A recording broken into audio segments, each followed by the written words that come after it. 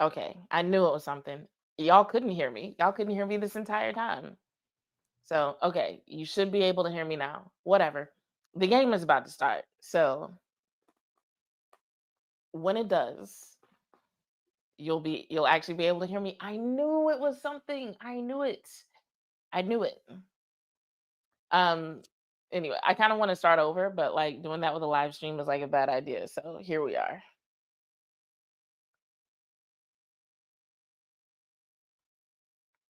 And then I think somebody told me that I could bring the sound up here. So yeah, the main things that I'm looking for from today's game on the offensive side of the ball, yes, I too want to see what CeeDee Lamb ends up doing. I want to see if it's going to be a matter of him just getting it together and figuring out how to make plays and show up for Dak, or if we're going to see some interesting things from the offense in terms of how they scheme him open and ensure that he has a good start. Because that's two things that need to happen. The offense needs to get off to a better start. We can't have any of these instances where the offense is like, falling behind by like 2 and 3 possessions, right? But also, CD needs to make a comeback himself. So I'm curious to see how much of that is going to be just a player stepping up and how much of it is going to be Coach Brian Schottenheimer actually doing something creative to help the offense. Get off to a good start. So that's what I'm looking for on the offensive side. On the defensive side of the ball, what I'm looking for is I want to see what they do with this 5 man front because right now there's kind of a spotlight on it. I'm telling y'all, they've been running this since at least week 8, maybe before that. But I know for sure I noticed it in week 8 because that's when we were talking about Maris Lufau and his snaps, and Maris was being used in the 5 man front. Um, and so because of the win over the Eagles, that was somewhat of an upset. People are really looking at the 5 man front because one of their players actually called it out. And he was like, that was something we weren't expecting them to run. It turned out to be the flavor of the day. So now everybody's been talking about the Cowboys and their 5 man front. But they've been kind of creative with it. So I'm really looking to see like, okay, are we gonna see some more creativity from that? Are they going to run it more often? Are they gonna bring out something different? Because like early in the season, Eberflus was criticized for not blitzing hardly at all. Then they introduced a 5 man front. All of a sudden, they're blitzing more. They're doing more stunts. Um, they're doing some simulated pressures. All of a sudden, we're seeing creativity. So now I'm like, all right, is there even more in the bag? Is there more that he's gonna do, or are they just gonna keep doing what they've been doing and hope that it works against the Chiefs? What is this? Hold on. I thought the game was about to start. I don't know what the hell is going on here. Give me 1 second, y'all. I don't think this is the game. And I'm like, I know I have the right channel.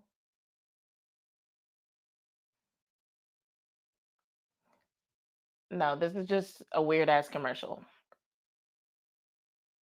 Okay. Weird. Sorry about that, guys. But yeah, I'm also trying to see if I can bring up the sound for you guys because somebody was like, you should play the sound in the background. So if I do bring it up and my stream gets shut down, I'll be back. Um, but we're just gonna see if this works. And I might have to bring have the sound play for you guys. Let me see. And if I do, then I'm gonna scroll down to a part because I know they'll flag me for the picture. I could get my whole channel shut down probably for the picture, but Imma see if I can at least bring the audio for you guys and y'all can still hear me.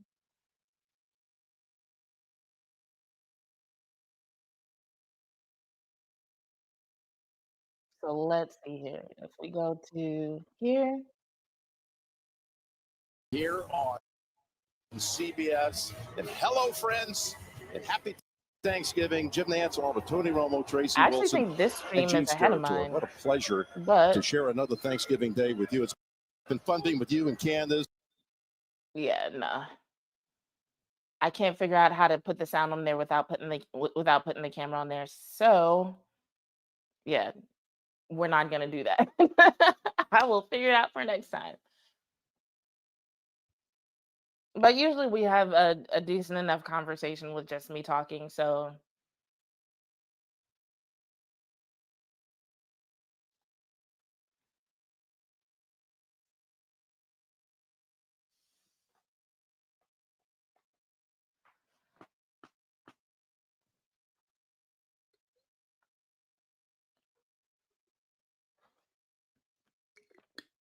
It looks like they're still a few minutes away from kickoff because I'm seeing pregame shit in the background. Damn, my stream is really behind. I never really noticed that. So yeah, we'll definitely figure that out for next time. Um anyway,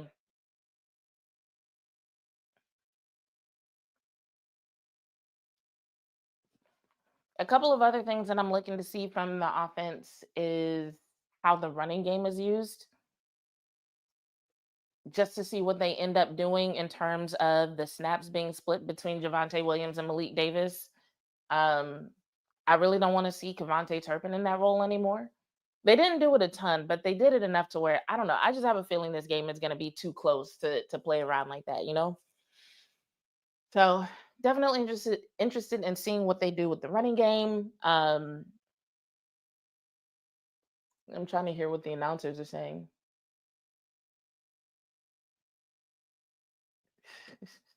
This narrative of this being like a playoff game for both these teams is really interesting.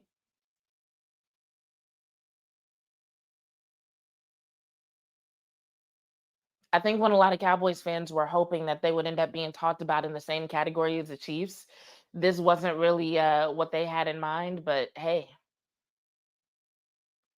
what time is kickoff, y'all? Lord, I'm kind of glad I didn't start at 3:15.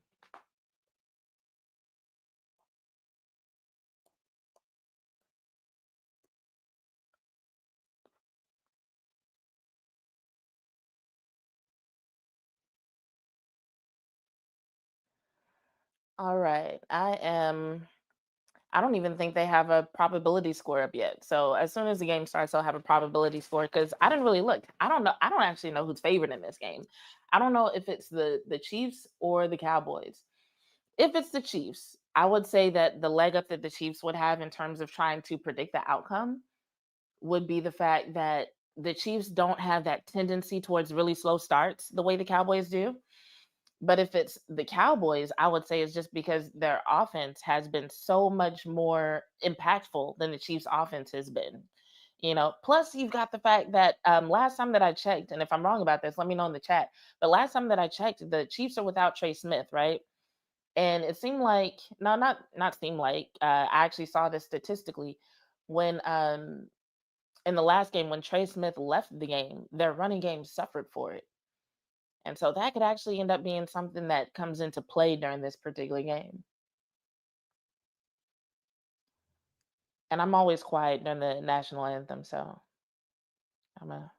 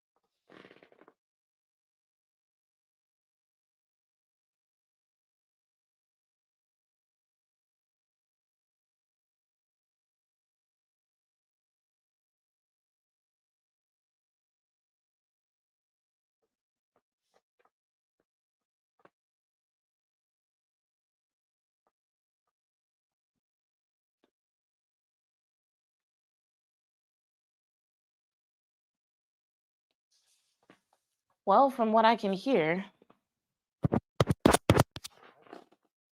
let's turn this up for just a second to see if y'all can hear me. Yep. From what I can hear, it seems like there's a good number of Chiefs fans in the stand. So, as a matter of fact, I hear this is an away game that like a good portion of the Chiefs fandom planned to show up at. So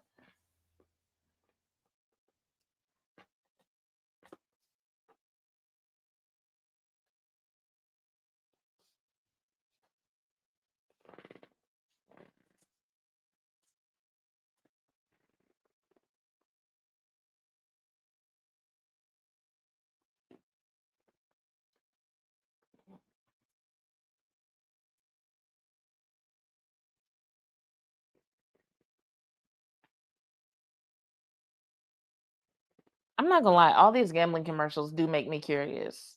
If you're a gambler, let me know in the chat. I'm just curious if you've had any success. Because somebody told me 97% of people lose money on that. But after these commercials are over, we will finally get to the game so we can answer the questions everybody's been asking all week about CD, about George Pickens. I'm really curious if George Pickens gonna go off anyway. I think everybody's looking forward to see what CD does because like he needs a redemption game, right? Absolutely. He needs a redemption game. And I think the assumption is that there's gonna be so much attention on George Pickens, CD is gonna have to go off. But I'm almost like, what if George Pickens goes off anyway? What if he still does his thing? That could be dope. Or what if somebody surprises us? Like, it could be cool to see somebody like Flournoy step up. Like, I'd like to see Ferg have a good game. There's a lot of ways this could go in terms of accounting for what the Chiefs defense will probably do to slow down the Cowboys offense. And I think this game will also tell us a lot about the Cowboys defense because we finally seen them get to the point where they have some creativity, they have some blitzing, right? But against an offense like what the Chiefs bring to the table and how versatile they are and how many ways that Patrick Mahomes can beat a defense, I think we're going to see like, okay, how responsive can they be? How quickly can they react?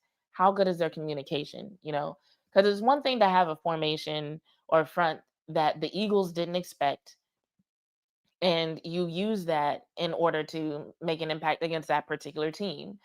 Because I like listening to people talk about that game. I'm like, I know I'm not the only person who watches film. I know I'm not the only person who knows they've been running that 5-man front for several weeks.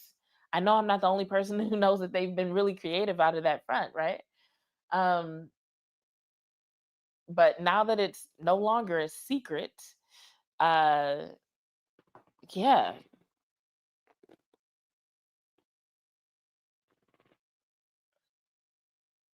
the Chiefs are going to be ready for it. So how will the Cowboys defense respond? Looks like we finally got kickoff happening.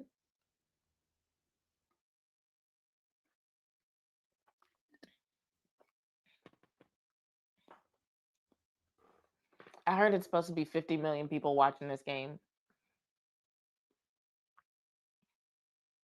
So the Chiefs won the coin toss. They deferred. Looks like Turpin's getting to right at the 26th. I love these jerseys so much. These are my favorite. I think this the jersey that I bought. I have a Dak Prescott jersey. I can't remember if it's this one, but I do like this one. All right, so the Cowboys get the ball at the 26, 1st and 10. Let's see how they open. Let's see if they can actually get off to a good start. That would be nice. All right, so we got Dak under center. Handoff to Javante Williams. Looks like he gets about one, two, what, maybe right about 3.5, 4 yards. So solid first run.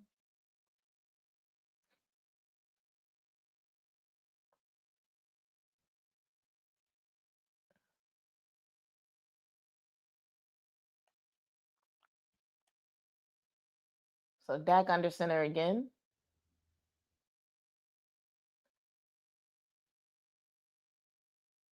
Got a pass off the CD. Somebody got to Dak. Looked like they were damn near unblocked.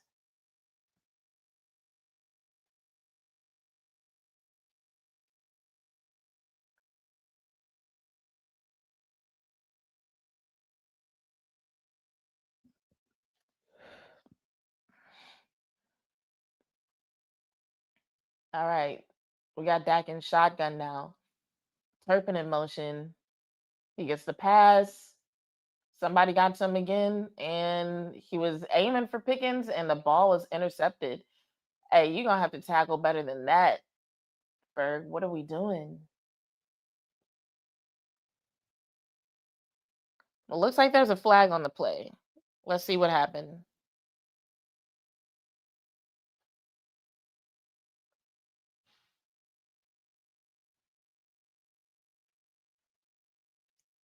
That's twice in a row. The pass protection for Dak is not looking good so far. I'm gonna say that much. Okay, so there was a flag, but now they're saying there's no flag on the play.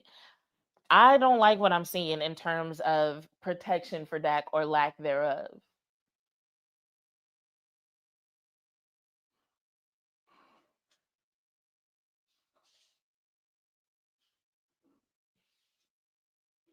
What the hell?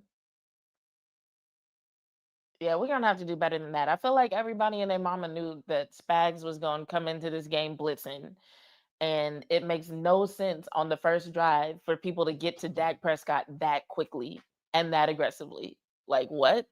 Just like a clear pass straight to the quarterback? Nah.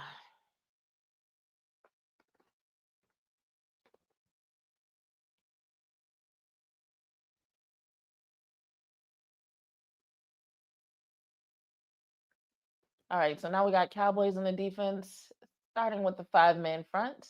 Let's see if they send all five. Not quite. Ugh. All right, Kansas City touchdown. I mean, they capitalized off the good field possession with the interception. This is definitely not what we wanted. We needed the Cowboys offense to get off to a fast start. We needed them to be the first to score. But maybe they can just reset it in their minds that it's almost like the Chiefs didn't even defer.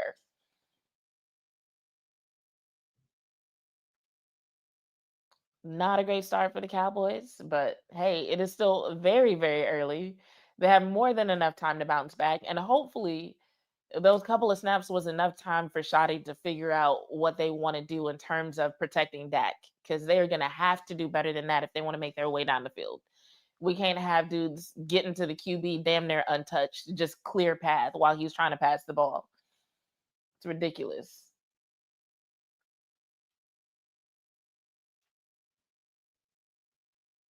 So I don't know what these first couple of drives were all about. Boy, oh boy.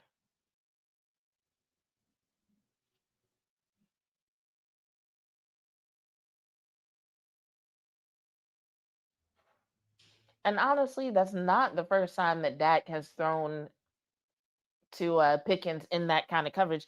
Just usually it's a higher throw.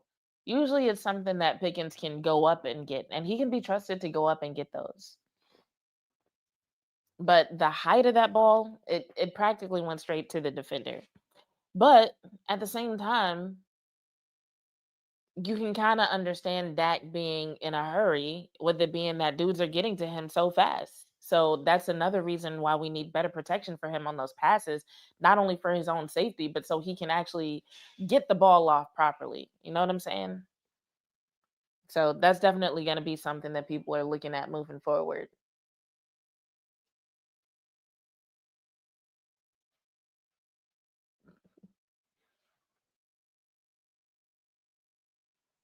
These commercials are hilarious.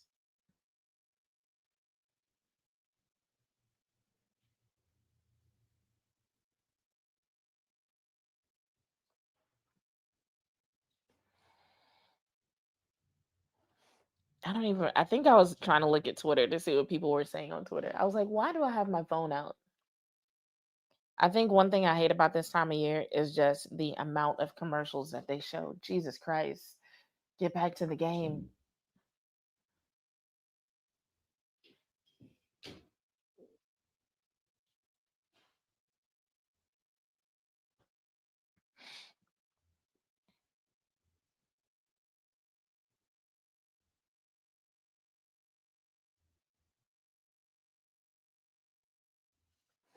All right. And we are back.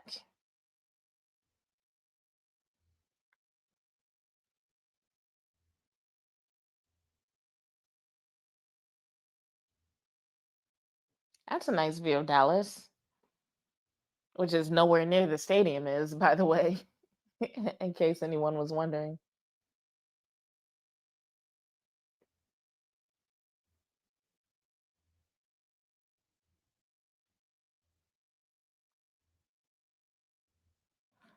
A lot of people were wondering what the Chiefs' run game would look like, and they hardly needed it.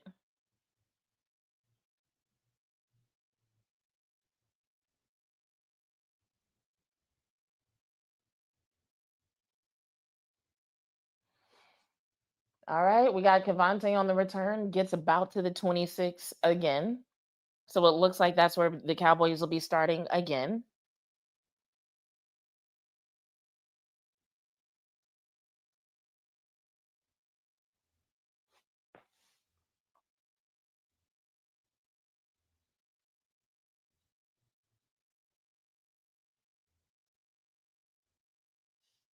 Hey, JV, good to see you. Are you with family today, JV? And are you as pessimistic right now as the people on Twitter?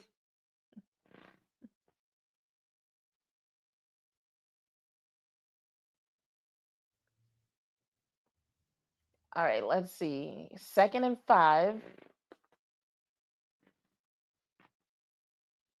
So we got Dak in shotgun. Cavante in motion. Takes a snap to Turpin, who gets the first down. Cool, cool. Why does Turpin have these big ass band aids on his elbow? What happened to him? Why don't he just put like a sleeve over it, like what a lot of people wear?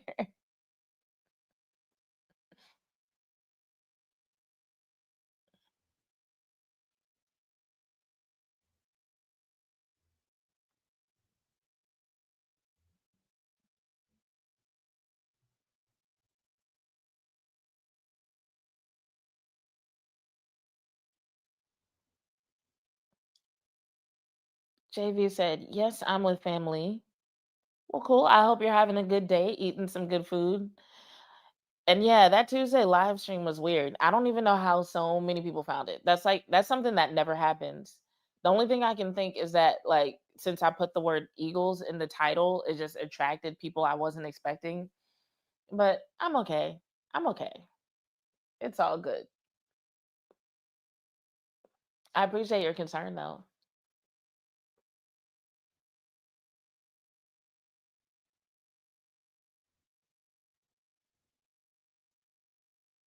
And Dak gets another pass off. It looks like they're going for shorter passes on this drive, which makes sense because they might need a little bit more time to figure out the pass protection for Dak and, just responding to what the defense was doing in the first drive. So it looks like they're playing it safe and they're just going to work their way down the field, even if it means shorter passes, multiple snaps to get to the first down, so on and so forth. So people might consider it boring football, dink and dunk, whatever you want to call it, but I'm all for them getting the W however they have to do it. And that is not a good way to do it. Hand off to Javante Williams, who's tackled for a loss, putting the Cowboys at 3rd and 7.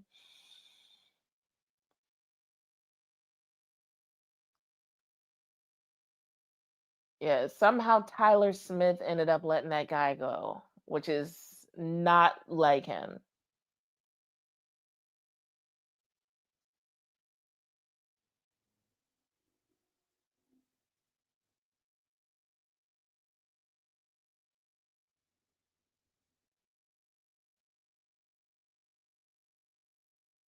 Whew. Pass to CeeDee Lamb for a first down. Looks like that was about 10 yards. So nice, nice. I think Dak's having trouble hearing as he keeps covering up his ear holes between every snap. So there might be enough Chiefs fans in the building to make it a little bit loud for him.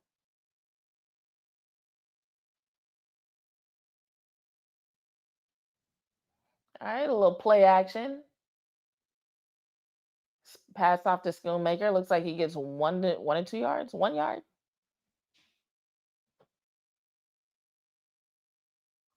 Yeah, so 2nd and 9, they're gonna call that 1 yard.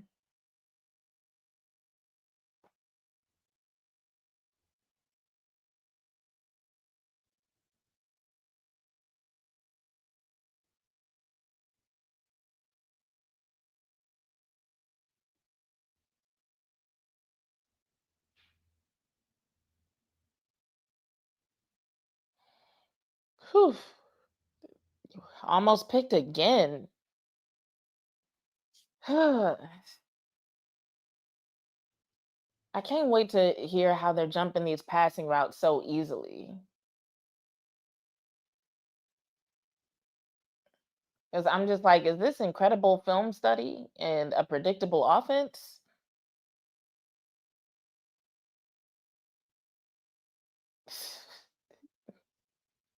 CD kicked this man in the face. Is the back of CD's pants see through? Oh, they got it off to him that time.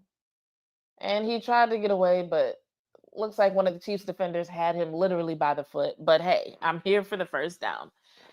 Like I said, they can, if they need to work their way down the field, I'm here for it. We just need to get points on the board. We cannot. I know people on Twitter are already thinking the worst, but no, they are not off to as bad of a start as they got to on Sunday. And it looks like they're playing it safe with this offense.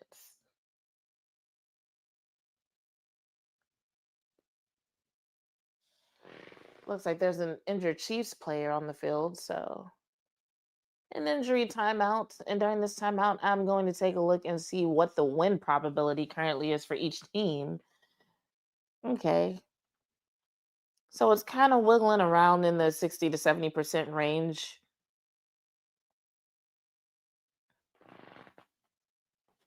What is happening? Sorry. It looks like right now we're at 68% win probability for the Chiefs. Oh wait, no, did it go up? 71%? 71% win probability for the Chiefs, 29% win probability for the Cowboys, according to Next Gen Stats. So that's where we are. Dak Prescott so far is, I need to bring this closer. Dak Prescott so far is 6 of 8 for 49 yards with a 75% completion percentage, about 6.1 yards per attempt. Patrick Mahomes is 2 of 2 for 37 yards and 18.5 yards per attempt. Uh, right now, Mahomes has a rating of 158.3. Dak has a rating of 50.5, which I'm sure is due in large part to that interception that happened. Lord.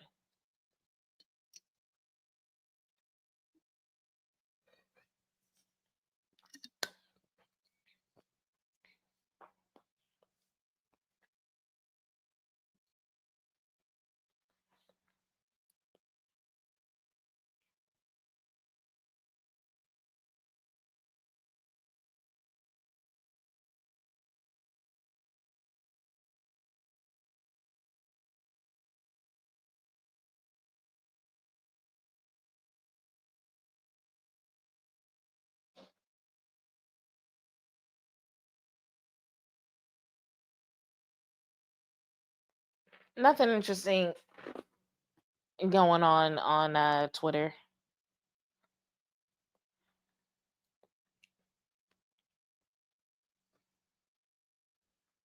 All right, and we're back to the game. 1st and 10 for the Cowboys on the Chiefs 29.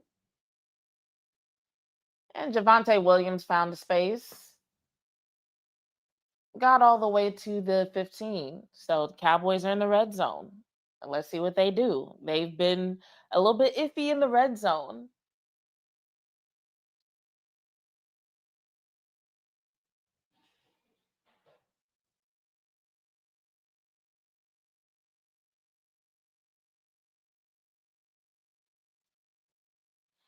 The Cowboys have been running a lot of screens this year. It's like they're making up for all the screens that they didn't run in the past few seasons. And Javante Williams gets tackled behind the line of scrimmage, so that's going to make it a 2nd and 13, it looks like.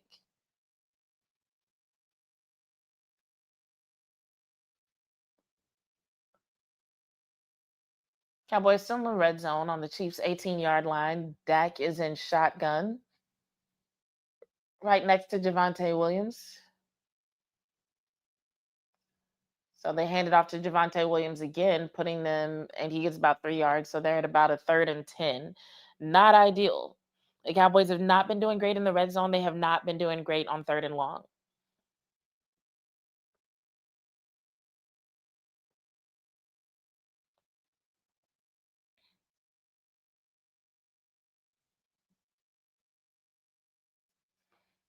All right. So Dak in shotgun again and goes straight for the end zone and gets it to CD Lamb. Well, I guess that answers the question of if CD Lamb would have a bounce back game today. So far, so good. Let me see. I'm going to refresh this. So let's see. CD Lamb is at 5 targets, 4 receptions, 44 yards. So that's 11 yards per reception, with his longest reception being 17 yards and 2 yards of yak. So far, so good for CD. Dak Prescott's rating has popped up to 92.9 on the day.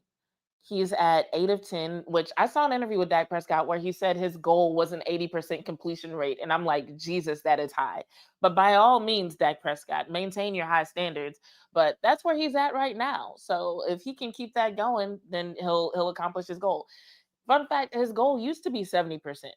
The whole time Mike McCarthy was a coach, they always talked about 70%, 70%. So then when I heard him say his goal is 80%, I'm just like, what? I can't think of any quarterbacks that aim for a completion rating that high, but that's where Dak is right now. But we're still in the first quarter. The win probability for the Chiefs has dropped down to 60%. So now the experts are saying 60% chance of a win for the Chiefs, 40% for the Cowboys. I think there's going to be a lot riding on what happens with this next drive with the Chiefs. Um, they started off with good field position on that last drive. Now we got to see if the Cowboys defense, now that things are going to be on a more regular rhythm, if they'll handle that situation a little bit better.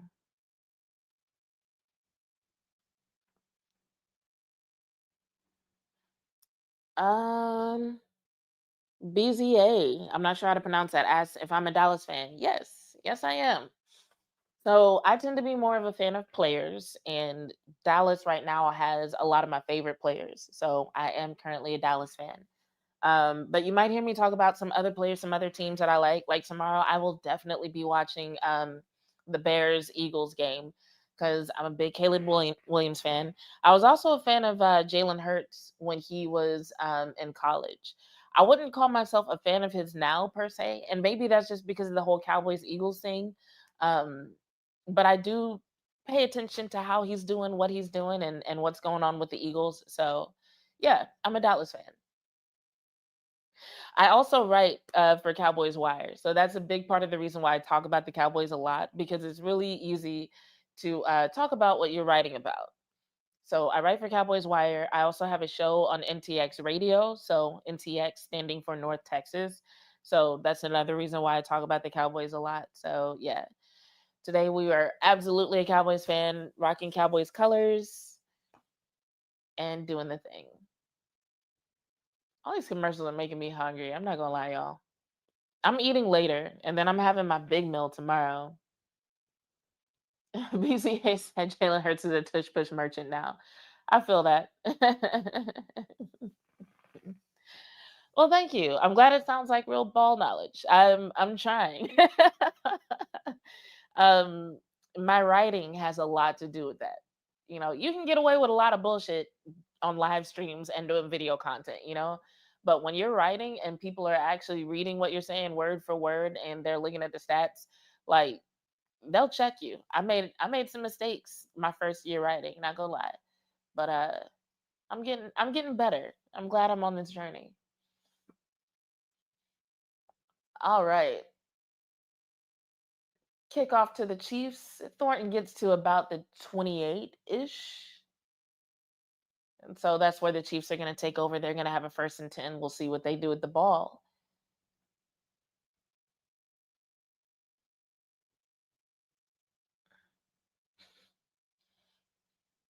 I don't know if y'all are watching the broadcast of the game, but I'm making this face at this weird, uh, I don't know, bobblehead backyard football that they had.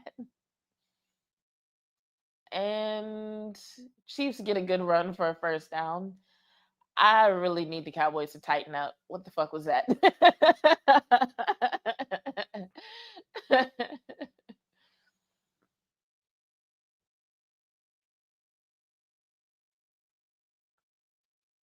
So going into this game, the speculation was that the Chiefs' run game would suffer because of Trey Smith's absence. And so far, they don't seem to be having a problem. Mahomes takes the ball under center and they run the ball again. Looks like they get about 7 yards on that one. One thing you don't want to do as a defense is have players running the ball for 7 and 12 yards a pop every time they get a handoff. BCA says defense only likes playing after the first quarter. It certainly does feel that way, doesn't it? All right. Cowboys in the 4-man front again on 2nd and 4.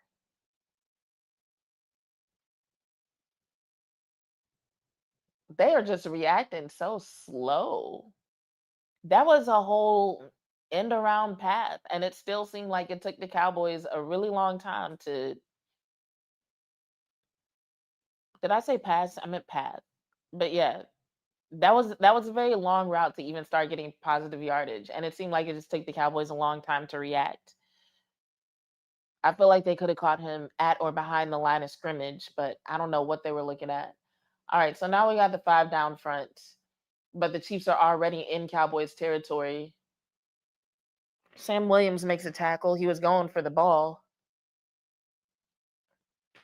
They're going to be just short of 1st down. So right now the Cowboys defense is literally getting run the fuck over. And it really just looks like the defense is not playing with a lot of aggression right now. So 2nd and very short. It says 2nd and 1, but it's really less than a yard. Mahomes in shotgun. And that was a relatively easy 1st down by Rice. So 1st and 10. I think the Chiefs are in the red zone now or knocking on the door of it.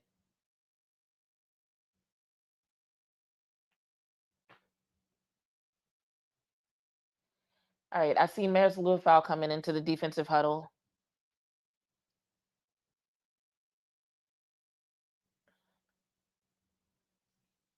BZA, who are you normally a fan of?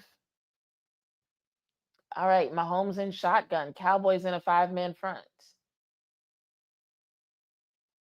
And Sam Williams is the first to tackle for a loss today. Shout out to him.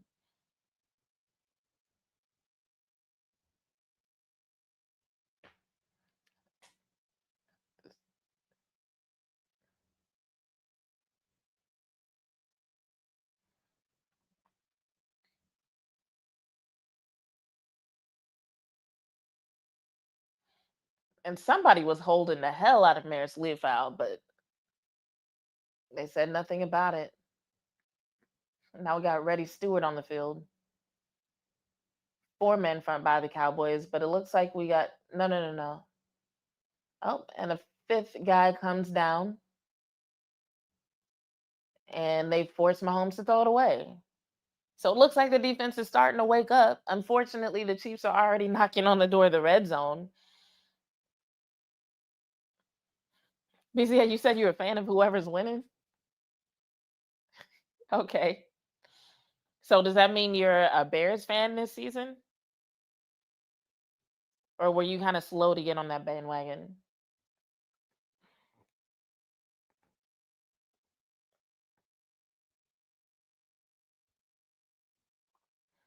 So we got third and 14. Cowboys in a 5-man front, and they only send four. God, yo, I don't know how they let him do that. Patriots, okay, that's a good choice. I could see Patriots being a fun team to follow this year. I don't know how they let him do that. He wasn't even running that fast.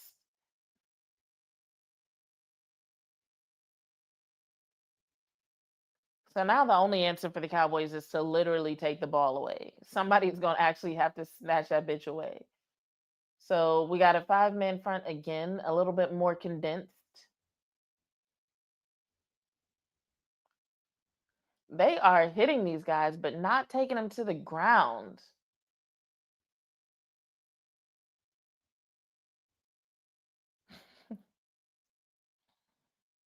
No, I'm with you, BZA. They need to hit him a little bit harder. Like,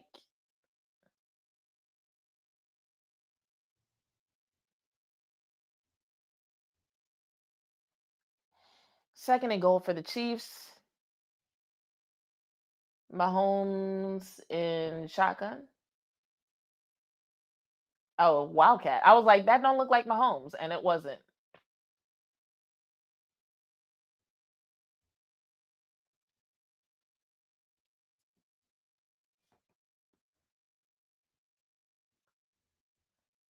So they did pop the ball out.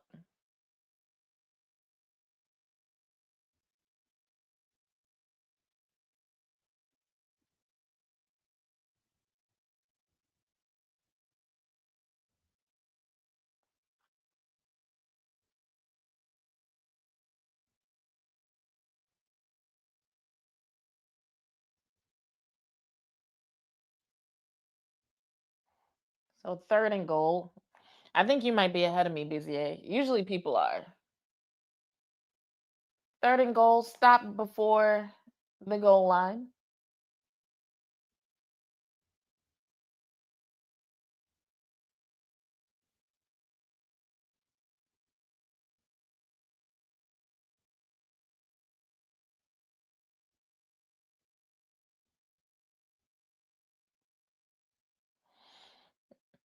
JV, me too.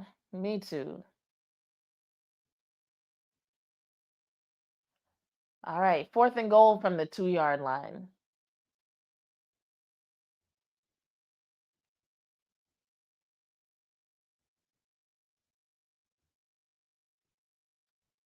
Touchdown, Travis Kelsey. Yikes.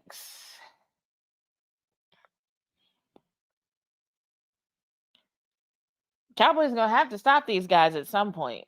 But I will say, it looked like the Cowboys defense started to wake up toward the end of that drive. So maybe by the next Chiefs possession, they'll finally have gotten their shit together. But I hope the Cowboys offense realizes if you said Murray sucks. JV folks been saying Murray's getting better. You don't think so? Do we still hate Kenneth Murray? Right. They forced some third and longs towards the end. They seem to be better at stopping the run. So I'm hoping that they're getting a feel for things. Sometimes it just takes a few snaps to like adjust to the rhythm of your opponent. You know what I'm saying? So maybe that's all it is. I mean, we got to be honest. The Cowboys defense has been trash most of the season. And I'm not just saying that to like shit on them or nothing. Like statistically, they've been in like 30 or lower in damn near every category for most of the season. So it could be that some of the things that they're working on making them better, they're still kind of getting used to. When to break it out, how to use it, you know? You said, is it Thanksgiving today or was it yesterday? Thanksgiving is today. When you say there, are you somewhere else? Where are you?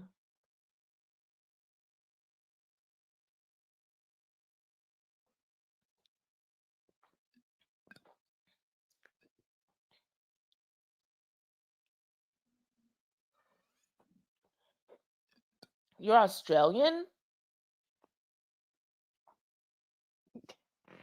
Well, you don't have to wish me happy Thanksgiving. I'm actually not that big on Thanksgiving, but I appreciate you. Thank you. How did you find my stream? Were you just like on YouTube? Like, what time is it there? I feel like I don't know what time it is in Australia. I'm like, I don't think it's 4:15 like it is here. I don't think it's 4:15 in the afternoon.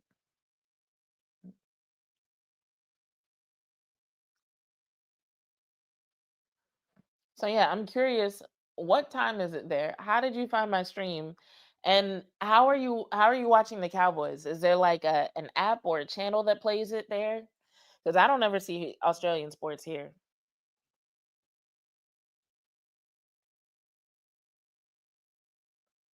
9:30 a.m. Okay. Who's your usual stream guy? I wonder if it's somebody I know.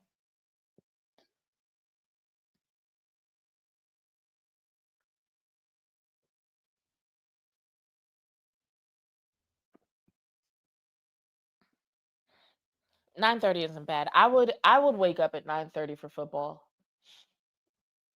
When the Olympics was going on, I woke up at crazy hours to watch soccer.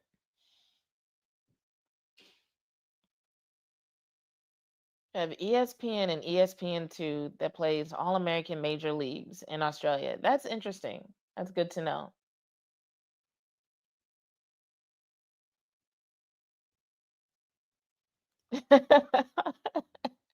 Well, I'm glad you normally support your friend who has 40 subscribers. I know there's a well, I won't say a lot, but there's several people who do Cowboys watch along streams. I don't even remember why I started doing them because I didn't start at the beginning of the season. I think I think it's just like I was getting better with like my ball knowledge and I wanted to challenge myself to talk about the sport like impromptu. And I kind of figured like not a lot of people would show up, so it feels like low pressure because I'm like, well, if I do a terrible job or it just goes bad, I'll just delete it. But I did want to practice just like talking ball like impromptu, like no practicing, no like, oh, let me look this up, let me research this to see what can I do when the game is on and I'm just like describing it to people. So I want to say I started a few weeks ago and I wasn't even consistent. I like did one, I skipped a week, and then I did another one, and I skipped a week. And I think I've done like the last three. But whatever, you don't need my life story.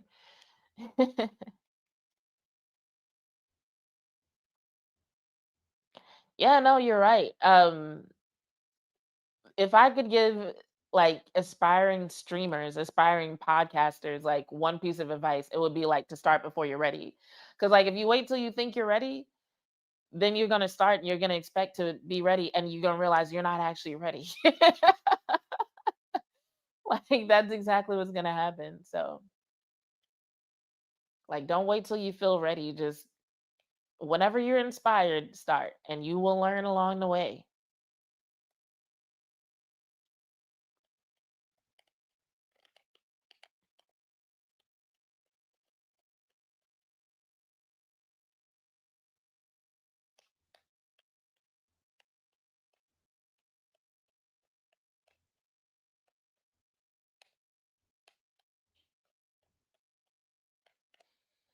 All right. Cowboys have the ball on their own 16-yard line, 1st and 10.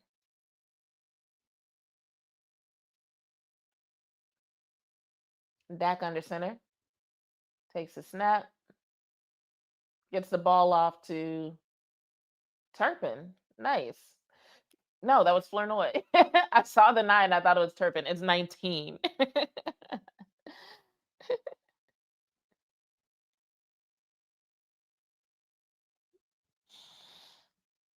Thanks for delaying your reaction. I appreciate that. Like, just so you know, sometimes there's other people in the chat who are a little bit ahead of me. And so I've actually been practicing like not looking at the comments until like unless it's like every couple snaps. All right, that pass went to Turpin, who got the first down and then some. Looks like we're relying on the yak on this drive. But now, I was saying in my stream on Tuesday, I was like, I don't want to see Turpin getting the ball behind the line of scrimmage no more. I was like, I want to see him getting the ball in space and getting the yak. And that's exactly what they just did. And that's why they got the first down plus some yards. All right. Cowboys on their own 46, 1st and 10. Javante Williams got the ball. The Chiefs seem very ready for Javante Williams today. He is having a tough day.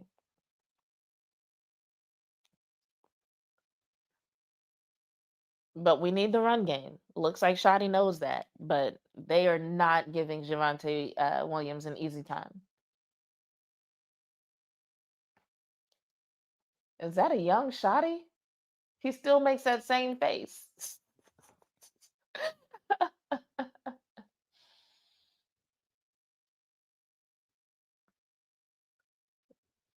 Wow.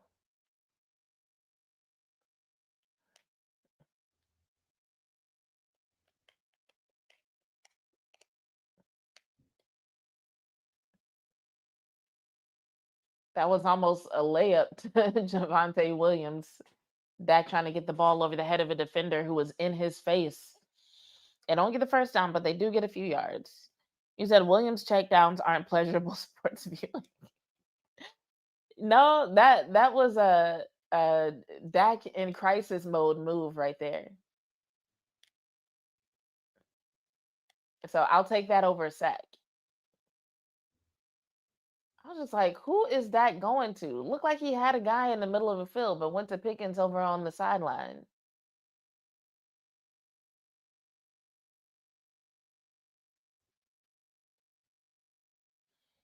Something going on between Prescott, a Chiefs defender, and a ref.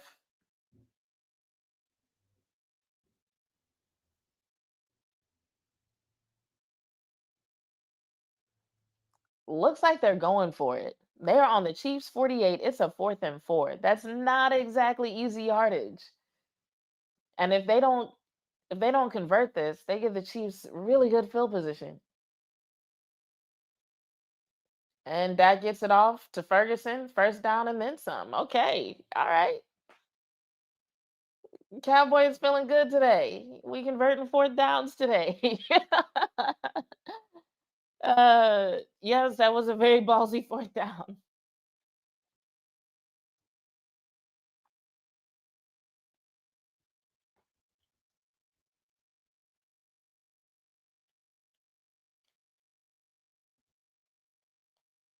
That was very ballsy. 4th and 4? Jeez. All right. 1st and 10 on the Chiefs 38. And Dak is getting chased around behind the line of scrimmage. Him and Pickens are not connecting today. I don't know what the hell is going on. But I think it's the sun. I'm so sick of the damn sun in this stadium and Jerry Jones won't do shit about it.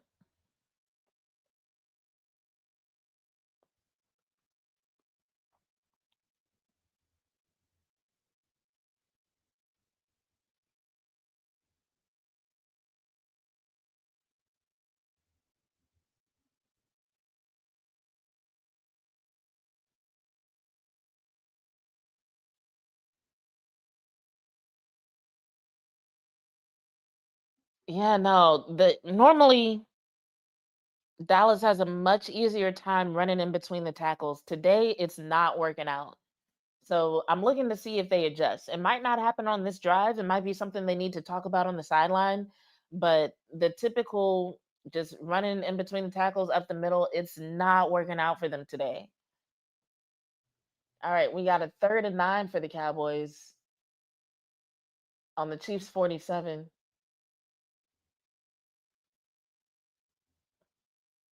Gets the ball off to Flournoy, but behind the line of scrimmage, which really isn't what you want to see on a 3rd and 9. So it looks like on the 4th down this time, they're going to let Aubrey go ahead and get points, which is probably the best option right now.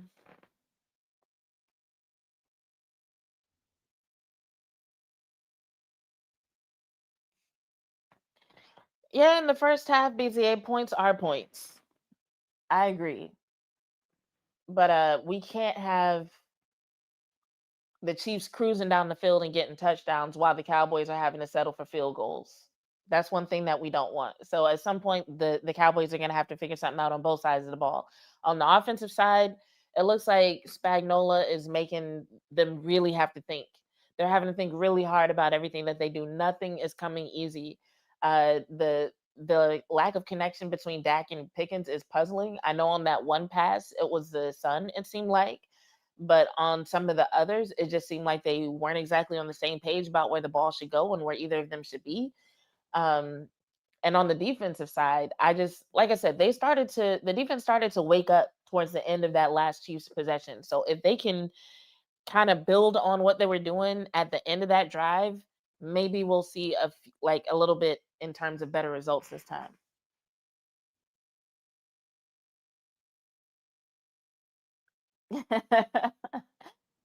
Cowboys bouncing the Chiefs out of the playoffs would mark the end of an era. Now the thing is, even if the Chiefs lose, even if the Chiefs lose this game, they still have a better chance of making the playoffs than the Cowboys do. That's the thing. So it would lower their odds dramatically, but they would still technically have a chance. It'd be like if you believe that the Cowboys winning would give them a chance to make the playoffs, then the Chiefs would still have a chance to make the playoffs based on that same logic. Now, I know a lot of times fans aren't exactly big proponents of logic. I'm about to see what they're saying on Twitter. Sometimes what they say on Twitter is interesting, sometimes it's just boring.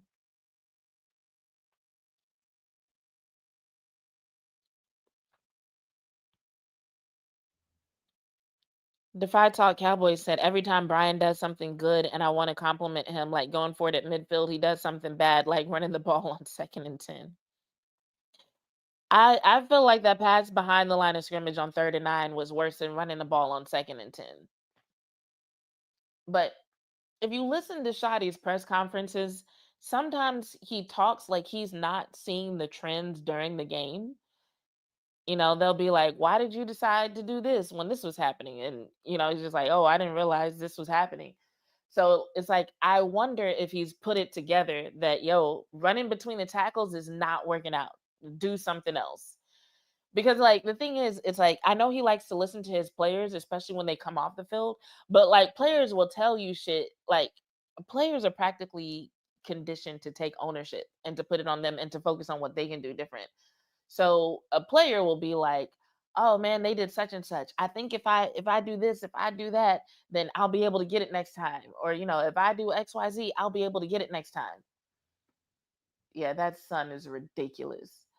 Um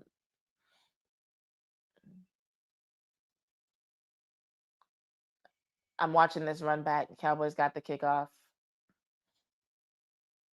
I don't know who got that tackle. I think it was Reddy Stewart.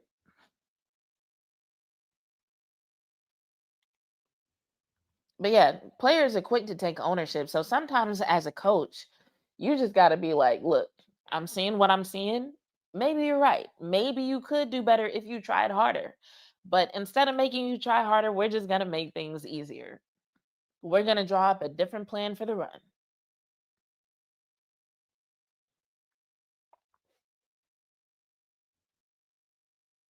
Oh my God. It's a long pass to Kelsey.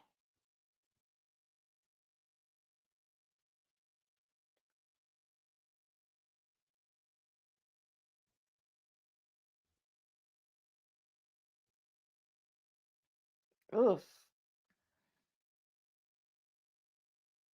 Why they only got one guy on Kelsey? What is the plan there? All right, we got the Cowboys in a four-man front. Patrick Mahomes under center. I don't know the Chiefs players' names, but one of them was in motion. Mahomes got hit right as he was getting that ball off. So good job on the Cowboys. I think that was Solomon Thomas who made that hit. Okay, solid swim move.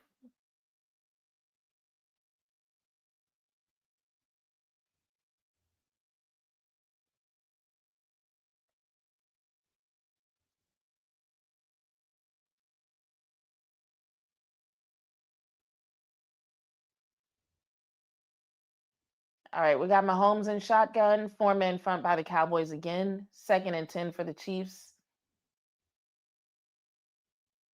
And Bland shoves Worthy out just short of the first down. Should be like a 3rd and 1.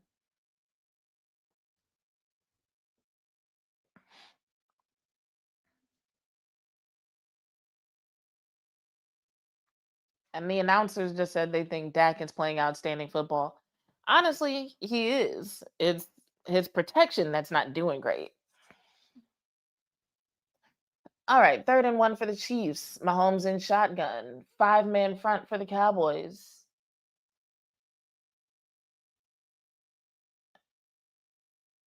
Since Kelsey in motion right at the snap. Chiefs get the first down plus looks like 2 or 3 yards.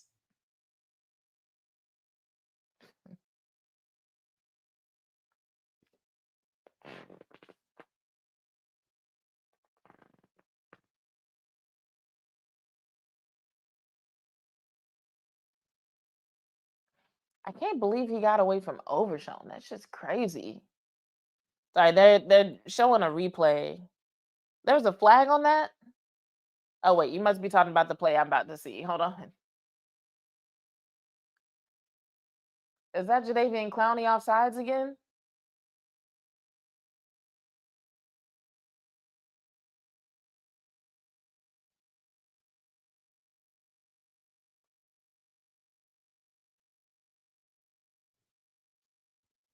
I'm not gonna look at the screen until they say what it was. Holding.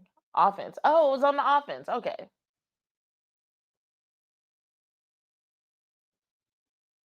I'll take it.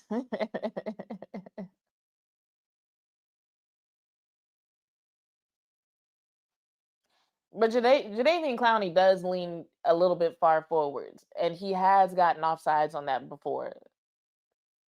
So that's why. Hell, that was almost a face mask. Shit.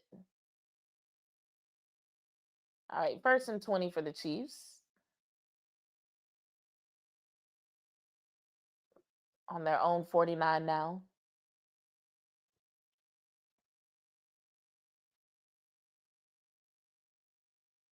They get a yard. It looks like who was that who almost got to him? Was that Logan Wilson? I don't even remember Logan Wilson's number. I just know he's on the team now. But that's who it looked like almost got to Mahomes just now. Logan Wilson. Yeah, 55. That was him. Nice.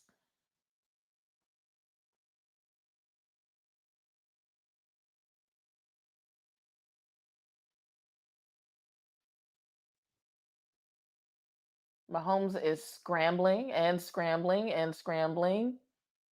All right, and Jadeveon Clowney gets him on the 2nd attempt. Nice job, Clowney.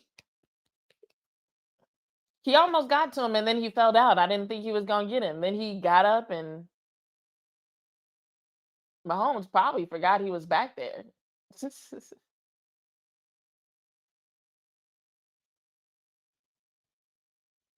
Nice. And shout out to the secondary for good coverage on that rep. Because that's what kept him scrambling for so long. Who is this on the ground? Siobhan Revel? He just got off injury. I hope he's not hurt. Or not hurt badly, I should say. Clearly he's hurt.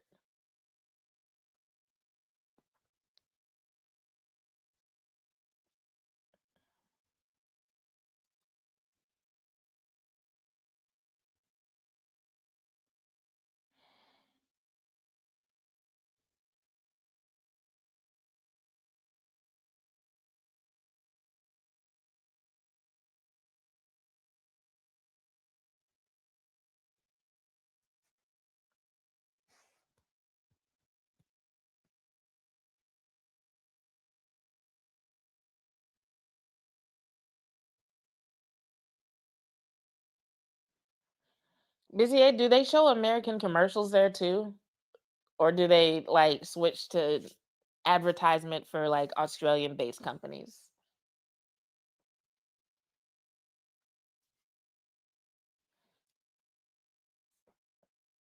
I think it's hilarious that Tylenol never responded to the accusations of causing autism. They said, you know what, this is so ridiculous. We're not even going to respond. We're not going to entertain y'all with the response.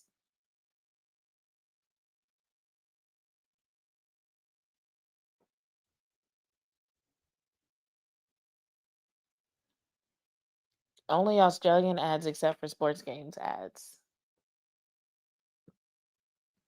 Oh, I got a question. Are the bugs as bad there as they make it seem on social media? Because I swear they be making it seem like y'all got Pokemon running around in your houses out there, just big ass spiders and all like shit I can't even name. Like,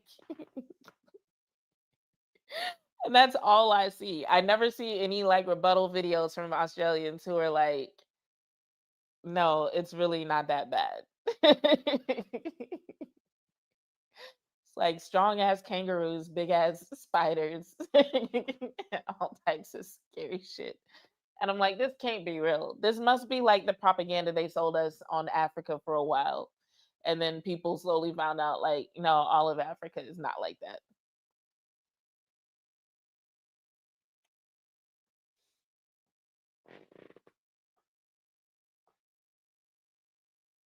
It's real. Oh God. I've always wanted to visit Australia, but I'm not good with bugs. Are they really that big though? Like when you say you call pest control for spiders and wasps, like are we talking about the spiders that are like as big as my head?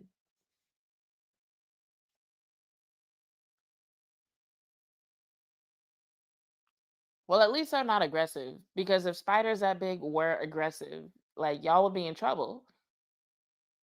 They would be making horror movies about y'all. Like, but part of me was like, I wonder if this is propaganda to keep people from moving there. like like we don't need property, like the cost of property going up. If we tell them that there are Pokemon like spiders running around, they won't come here.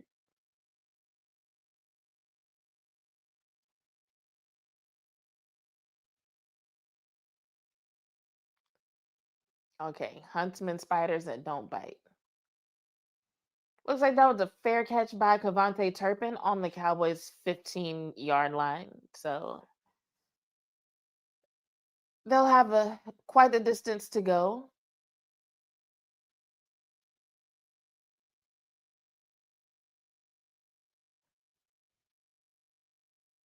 But shout out to the Cowboys for that stop, though.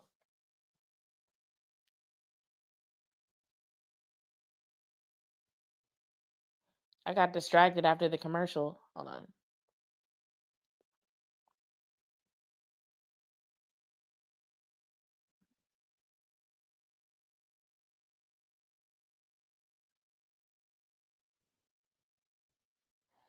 Okay, so what I'm seeing on Twitter is that apparently with Revel, they needed to adjust his knee brace.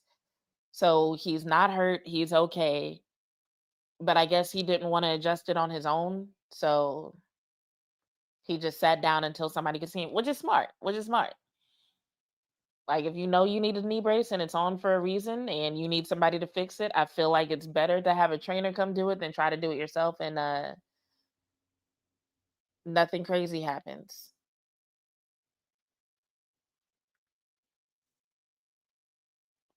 Somebody on Twitter said Cavante Turpin is the scariest football player I've ever watched. I feel like this guy is gonna fuck up every time the ball is near him. Aw. Now I just feel like they put him in so many different situations that it's easy to think of that because you can think of several times he's fucked up in several ways. But they be having him running the ball, catching the ball. He's a kick returner. Like he just has a lot of opportunities to fuck up. But that's why I don't want to see him taking the ball from the backfield no more.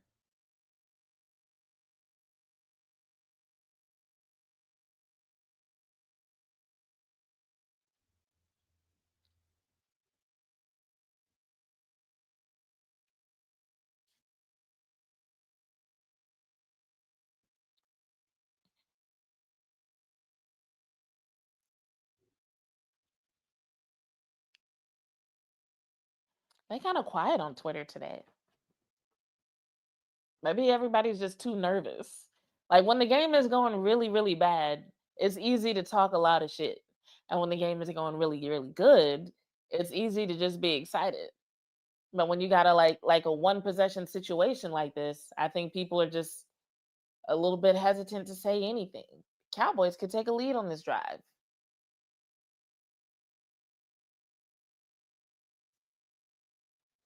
So it does look like they're having Williams take a different route so far. At least he did on that run.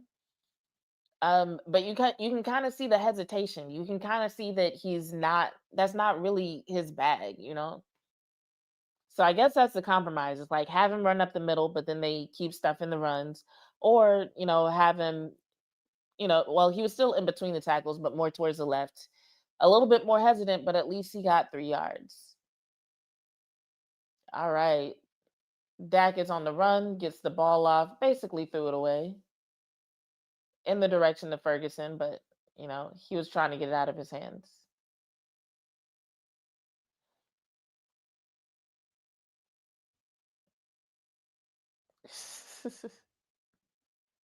So that got hit after he got the ball off. Looks like him and the ref were having a talk about whether or not that should have been a penalty.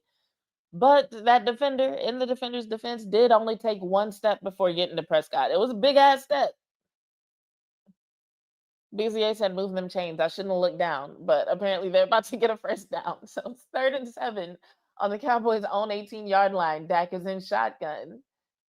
Chiefs send 4. Dak gets the ball off to Ferguson, who gets the first down and then some, bringing them to about the 31.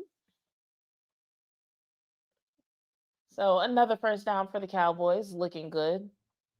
The Cowboys don't need big plays. They can keep playing it safe until the lead is a little bit bigger, but they definitely could take the lead on this possession. Gets the ball off to Turpin. Looks like he got about 7 yards. BZA says it's like 20 seconds delayed. A lot can happen in 20 seconds, but at least that gives me an idea of when to look down.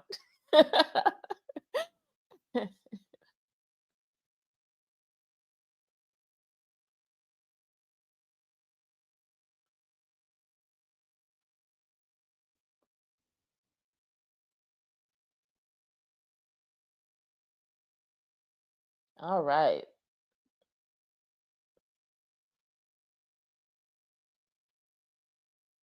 There's a flag for something.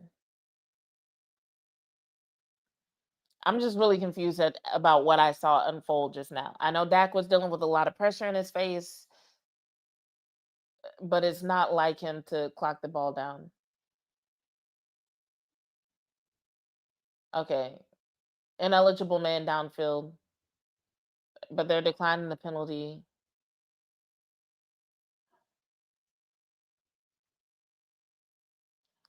BZA, you don't have to worry about it. You can be early if you want. As the streamer, it's my responsibility to control where I look. This is good practice. Do you? Dak is in shotgun. They send 6. Shit. He still gets the ball off to Pickens.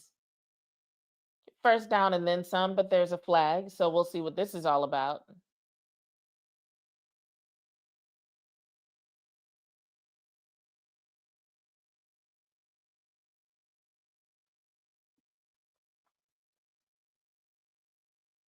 Pass interference. Defense number 35. Penalty declined. First down, Cowboys. I'm refreshing to see what the win probability is now. So they're still saying it's in favor of the Chiefs. 62% for the Chiefs, 38% for the Cowboys.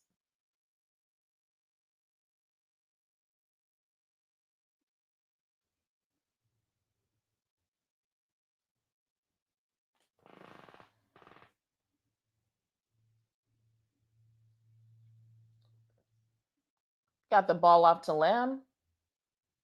Ooh, Lamb tried a spin move, but yeah, they caught him in the air.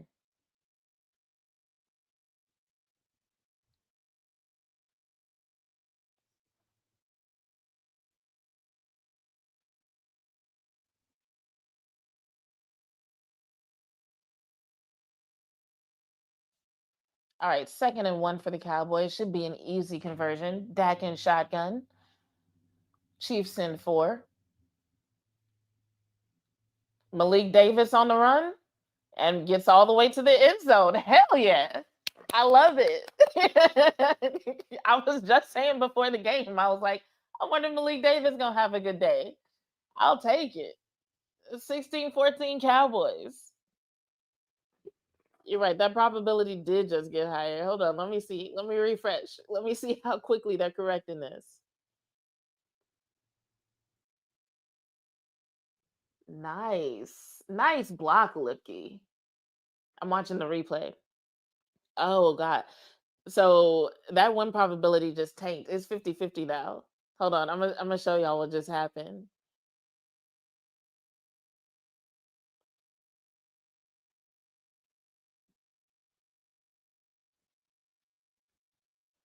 So this is what just happened to the win probability after that play.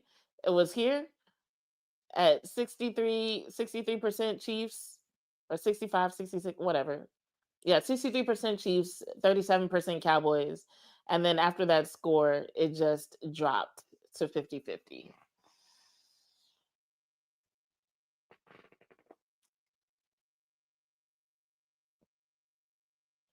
I'll have to refresh it, but I'll just go ahead and leave that up just for fun. Actually, I'll shrink it so we can see a few more stats.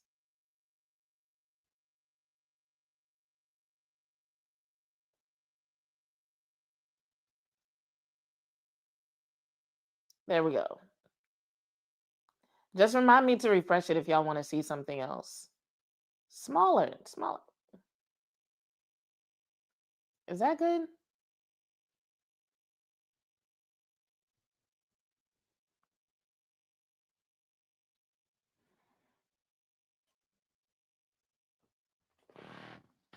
I don't think I'll get in trouble for putting this on the screen. You also need 250 plus Dak passing yards. I wonder what the odds are for that. I wonder if the odds app that I use will show me. Let me see.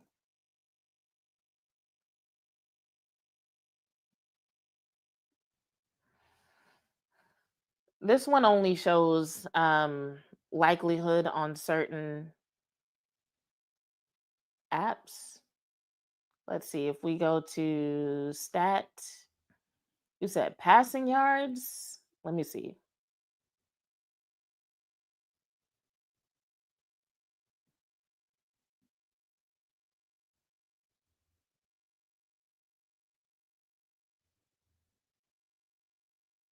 If I go to team,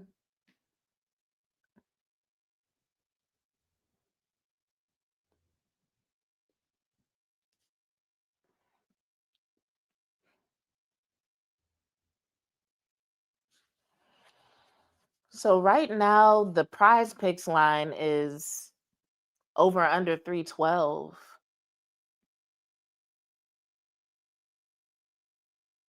And it looks like they're saying a better chance of under.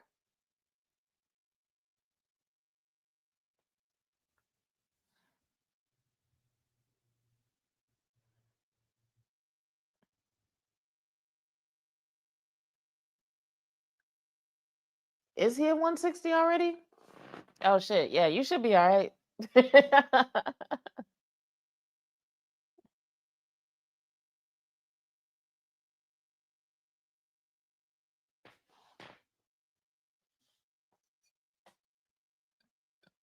Right now they're talking about Malik Davis's journey to be getting in the regular rotation. I really like sports stories like his just because like sometimes people get so focused on like the stars, that we forget about these people who have to really work to even get playing time, much less become a starter. And Malik Davis was literally waived by the Cowboys earlier this season. Like, you're on the practice squad, oh, you're not even on the team. But he got back on the practice squad, kept his head down, kept practicing, and now he's in the rotation. And a little bit of that was, I won't call it luck, but if Jaden Blue had performed better, obviously, like Malik Davis wouldn't be in the rotation, but um turned out they needed him. Blue wasn't doing what they needed him to do quite yet. I love this for him. So my theory about Malik Davis was that he was just a better fit. Because if you hold on, I'm gonna watch this snap. We got Mahomes in shotgun again. He plays a lot more shotgun than I think I realized. And Kareem Hunt out here just breaking tackles gets another first down for the Chiefs. But yeah, when they had Javante Williams and Blue in the rotation, you could tell that there was a little bit of hesitation on Blue's part, and it wasn't as smooth of a transition from blocking for Williams to blocking for Blue, right? But it seems like Malik Davis is able to match Williams' rhythm a little bit better. So it's an easier transition and therefore just a better fit for the offense. Like, I really think Malik Davis's running style is what makes him better in this situation than Blue. Because it's like you can be the best runner in the world. If your blockers can't block for you, you ain't getting nowhere. You ain't doing nothing. Um, and I think they just have an easier time blocking for someone who runs like the person that they have to block for most. So it makes sense.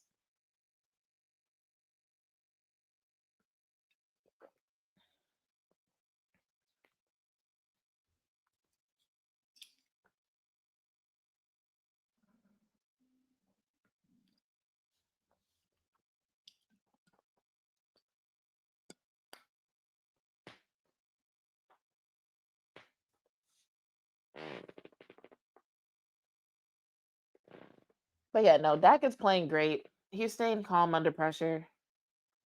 I love it for him.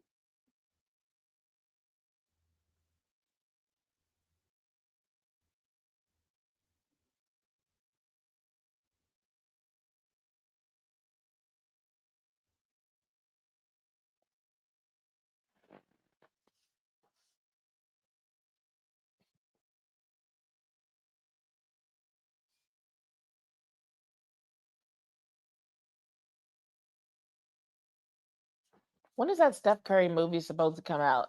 I'm watching a Steph Curry commercial. It just made me think about it.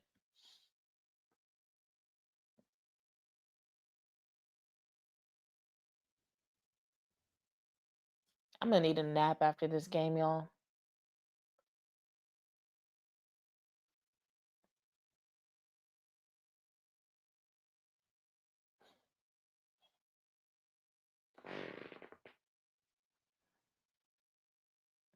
Let me see something. Okay, so the win probability has gone up slightly for the Chiefs. They really want the Chiefs to win. What time is it here? It is 4:52 p.m. Sun's going down. So yeah, the win probability has gone up to, it was at 54, now at 52% for the Chiefs.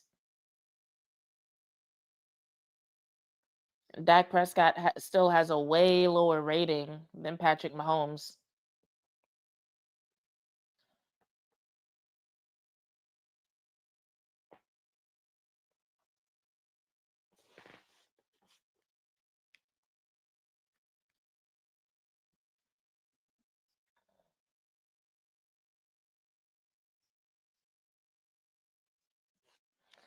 All right, Mahomes in shotgun again. Four-man front by the Cowboys defense. And they send five. There's a flag.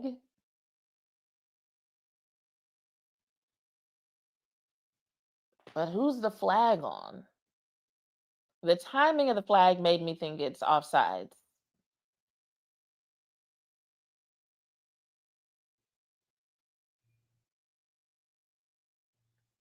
So they're putting that one on Solomon Thomas. But several of them jumped. It kind of makes you think something made him jump.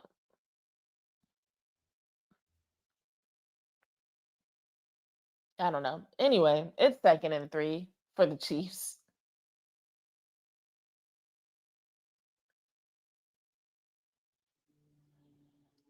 And hand off to Pacheco. It looks like the Cowboys get a stop. Gonna put the Chiefs at 3rd and 2.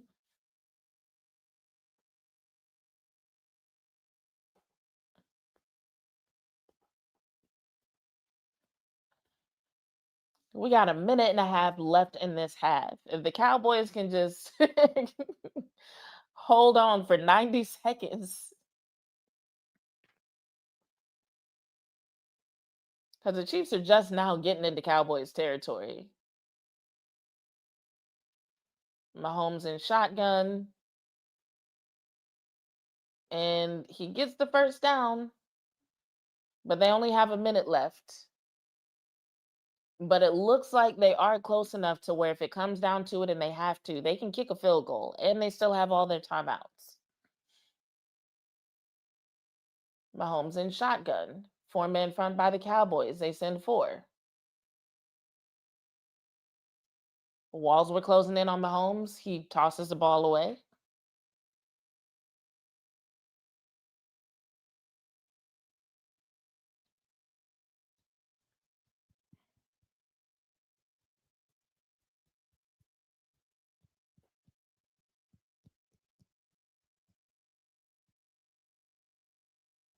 Oh, I forgot there's supposed to be a performance by Post Malone today. I don't remember the last time I heard a Post Malone song. All right, Mahomes in shotgun. Cowboys in a 4-man front. No, 5-man front. But they send 4. Mahomes escapes, gets the ball off. But it looks like he threw that ball. Was he already past the line of scrimmage?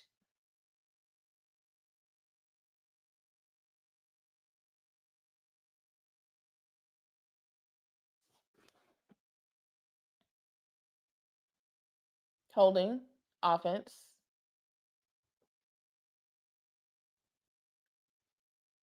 Did the Chiefs realize they only have 37 seconds left? Well, 37 seconds is a long time. BJ said, I stopped with Post Malone when he got skinny and started country. Is that what he's doing now? Is that why I haven't heard a lot of his music lately? Like, because I couldn't name a Post Malone song right now. I couldn't.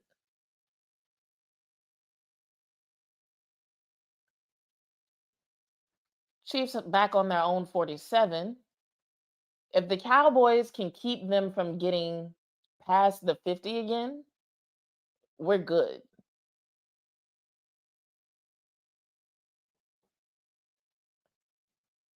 And Overshow knocks the ball out.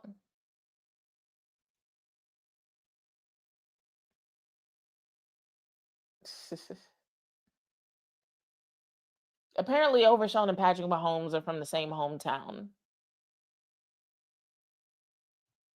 White Iverson. I'm not familiar.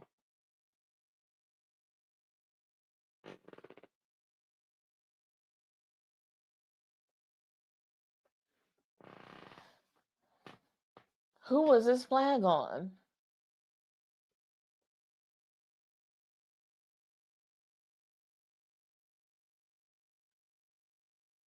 Two fouls on the play. Illegal formation on the Chiefs. Illegal use of hands. Illegal contact defense. Number 34. Offset. Replay second down. Okay. BZ, I don't know none of these songs. When I say I couldn't name a Post Malone song, I mean that so sincerely.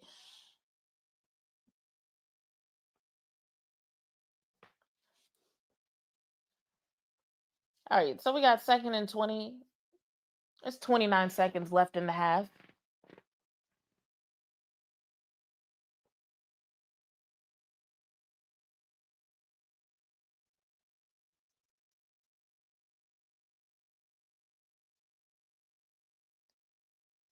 And Mahomes in shotgun, 4-man front by the Cowboys. It's like Bridges gets Worthy out of bounds. Short game, but the clock stopped. 24 seconds left in the half. 3rd down for the Chiefs.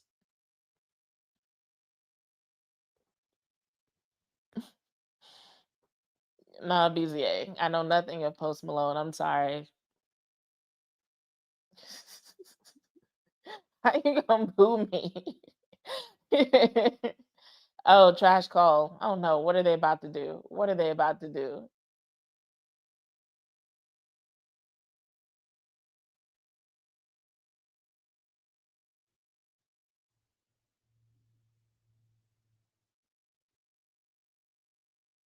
Okay, I see the flag.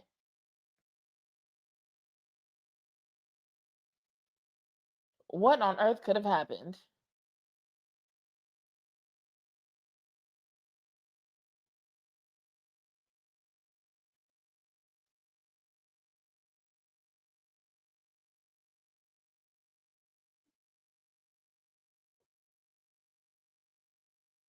No foul on the play. Incomplete pass. Okay, because I was watching that play unfold. I'm like, what are they calling?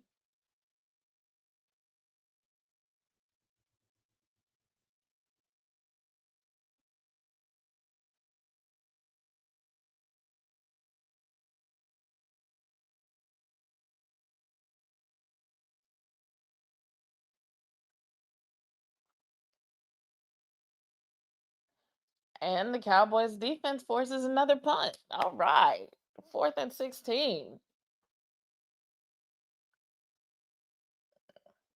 So unless something crazy happens, the Cowboys are going into the locker room with the lead.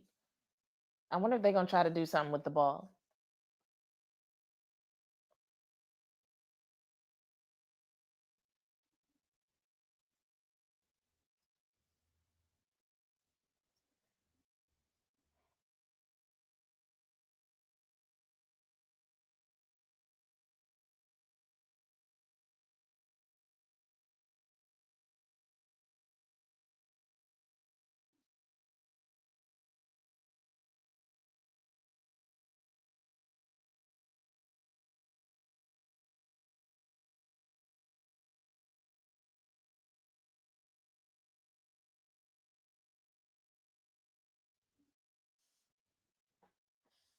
And trying to work out some stuff with the clock.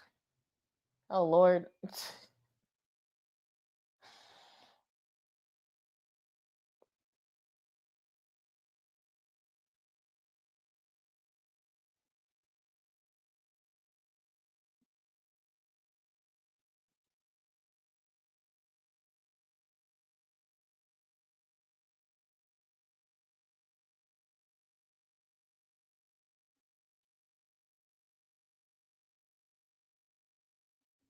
All right, ball gets kicked out of bounds, so no return for Cavante Turpin.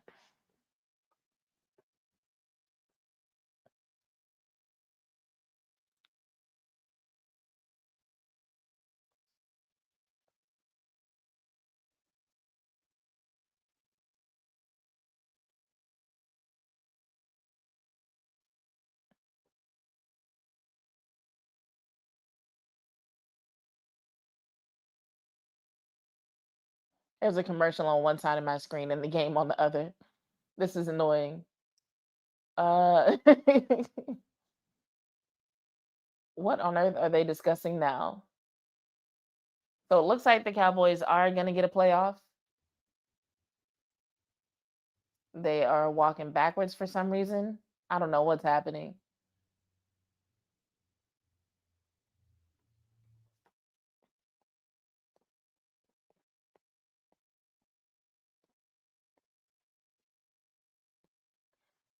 All right, Dak Prescott in shotgun.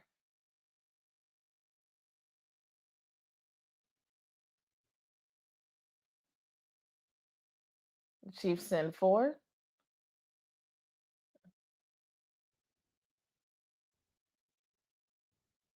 Javante Williams gets 8 yards, and that's going to take us to halftime. I don't know what the point of that was. Who gets the ball? The Chiefs are getting the ball in the third quarter. They deferred in the first, but Dak threw that interception. That's why they were able to score so early. But then the Chiefs get the ball when they come out of the locker room.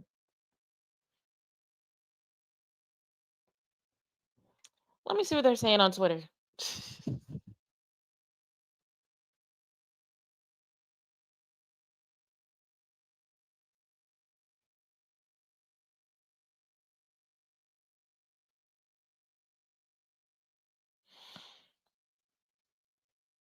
Jeff Kavanaugh said, "We got to check whichever ref tried to throw that flag account. Gambling, daily fantasy, checking savings. My man was trying to get something done." That was a weird call. I'm not gonna lie. Bobby Belts he was talking about a particular play. Foots the King says this defense is two pieces away from elite. Get me a young linebacker and another corner. I mean, technically, we have a young linebacker. I'm assuming he's asking for someone besides Maris Leofau.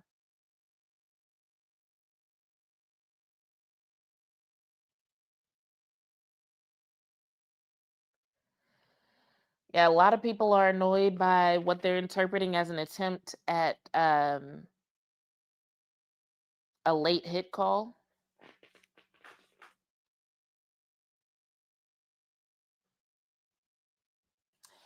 Yeah, he got an ENT already. So on that first drive, I don't even remember how many plays in they were. Hold on, let me see. Let me see if I can share that with you on my screen.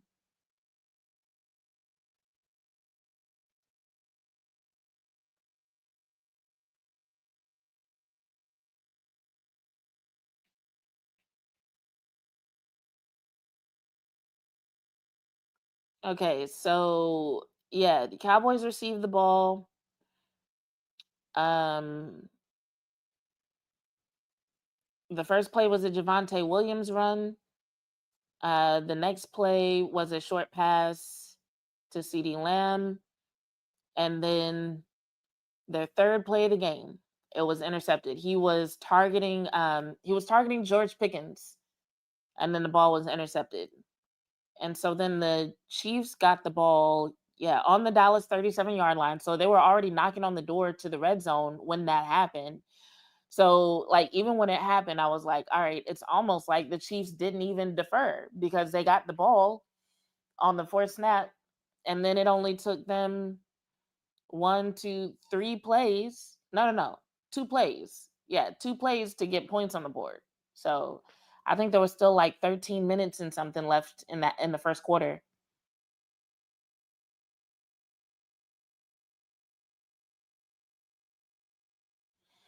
Yeah, no, if they had tried to call a penalty for roughing the passer on that, that would have been the most bananas call ever. I'm like, dude is literally scrambling with the ball. He's in bounds. Like, what?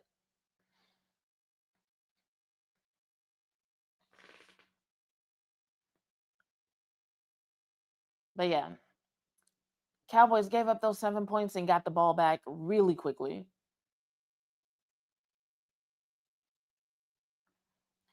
And it looks like the win probability for the Chiefs dipped down to 42%, but then went right back up to 50%.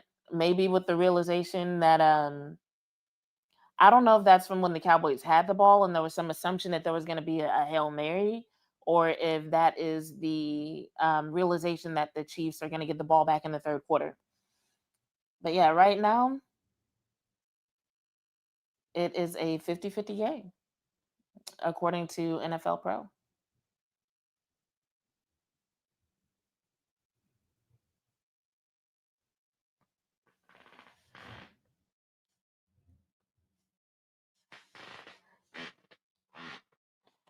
Yeah, no, the Chiefs didn't. Well, technically they started quickly, but it was more so that the Cowboys got off to a bad start.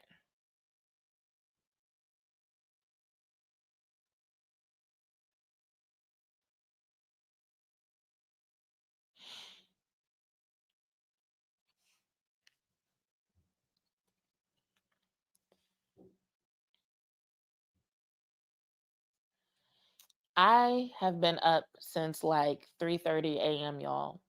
I need a nap so bad. So, okay, anyway, while we're all here, let's talk about what we've seen so far, especially in relation to what we expected to see in this game. So, on the offensive side of the ball, what a lot of people were expecting was to see CeeDee Lamb have an amazing game today. He's been good. I wouldn't say amazing. Um, it's at 3 a.m. for what, BZA? I was I had to work this morning. That's why I'm not with family and loved ones right now. So I'm an entrepreneur and independent contractor, and so sometimes I have to move shit around. Today was one of those days, and I was like, well, if I want to do this live stream today and still have time to visit my family tomorrow, I need to get XYZ work done, which meant getting up at 3 a.m. And so that's what I did. um, and so yeah, I thought I was gonna get a nap in, but I didn't, and now your girl is exhausted. Your girl is tired. So as soon as this is over, I'm doing a quick skincare routine and I am laying it down. Thank you for respecting the hustle. I appreciate that. Okay, so let's bring this screen up so we can look at everybody's stats. So yeah, CD Lamb has been targeted 6 times, 5 receptions on those 6 times. So yeah, a lot of people were expecting him to have a great game today. I just wanted him to have a bounce back game.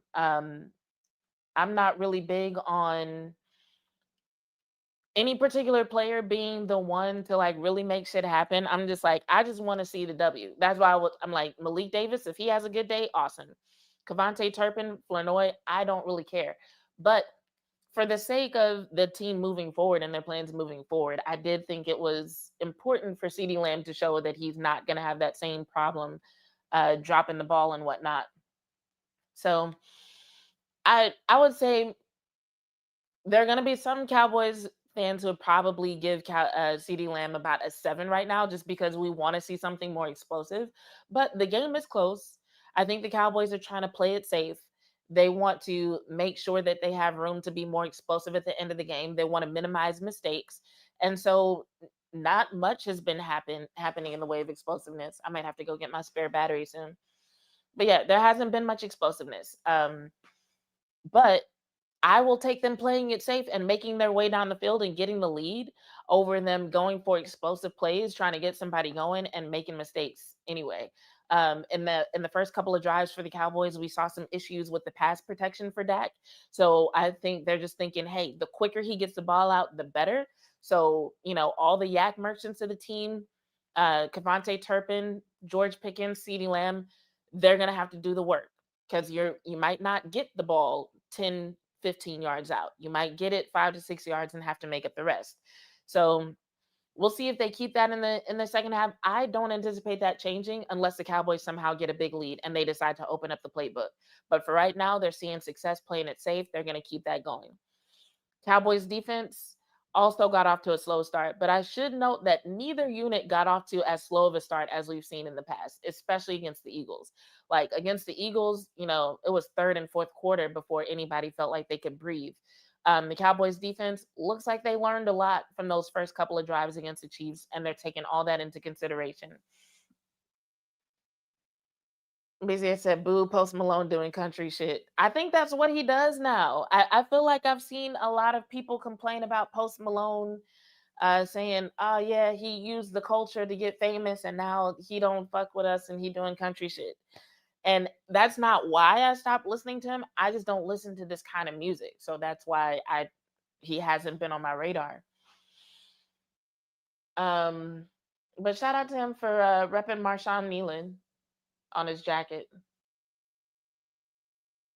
But yeah, so with the defense, we've seen them sprinkle in the 5 men front, but I feel like we haven't seen anything too crazy from the defense either. They're getting stops, they're stopping the run, but there hasn't been anything that's just like, oh, where did that come from? Or where did that person come from? Like Overshown's been using his speed, but there's nothing that's happened that's really given people a reason to be like, oh my God, where did this defense come from? They've had some good stops. They forced a couple of punts.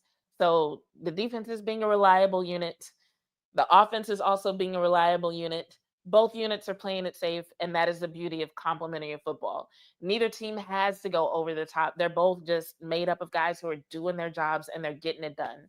So I'm here for it. This is not a, stand up, get up on your feet game. This is a sit back and, watch the Cowboys try to secure the W game. So, ugh, my neck hurts. That's another reason I need to lay down. The more streaming I do, the more I notice that like my body really does not like sitting in this position a lot. I need to give myself a massage and lay down. What else? So if I had to predict what we're gonna see in the second half, so the Chiefs deferred. meaning they wanted to get the ball at the beginning of the third quarter. So I anticipate that they're gonna give the Cowboys some different looks. So hopefully from a mental standpoint, the Cowboys are prepared for that. Hey JV, you're back. JV, are you watching the Post Malone halftime show?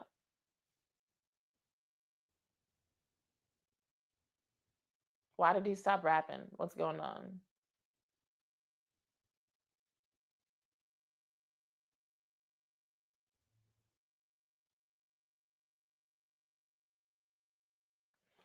Every time I watch the Dallas Cowboys cheerleaders, I'm reminded of so the situation that happened. So last season, I was working with the Dallas Cowboys. I was on the podcast Girls Talk, Boys Talk, right? My first time in the building, I walk in and one of the people who was at the security desk, they were like, "Are you a cheerleader?" And I looked at them like, I don't even think they make those uniforms in my size. What? But every time I look at them, I think of that. I'm just like, I guess maybe from far away, like maybe you could like see somebody in the Cowboys practice facility with makeup on, and maybe at first saw this cheerleader. But I just feel like looking at me, you would have to be like, nah. And not saying that I look bad, but I'm not built quite like them. You know, I've never seen a Cowboys cheerleader that I would describe as, thick or big. Like they all seem to be within a certain size range, which I'm like, props to them, do their thing. Like there's a reason for that. I'm not downing them. I just think it's funny that somebody looked at me and was like, "Are you a cheerleader?" Like every time I think about that, that shit trips me out. Yeah, no, you're right, BZ. That is a compliment. I guess I can take it because they do all have a look. I ain't never seen nobody call a Dallas Cowboys cheerleader ugly either. So I'm like, I'll take it. But that was just funny to me. I'm like, I'm short. I got big thighs. um, and I'm pretty sure I'm too old to be Cowboys cheerleader too. But I don't know if they actually age out. I know a lot of dance teams do age out though, and they age out at ages I would still consider young. Like I know a lot of women who are very active, can still dance and everything, like well into their 40s. So, but JV, you said you fell asleep. Did you see any of the game? Did you have to get up early and go to work like I did?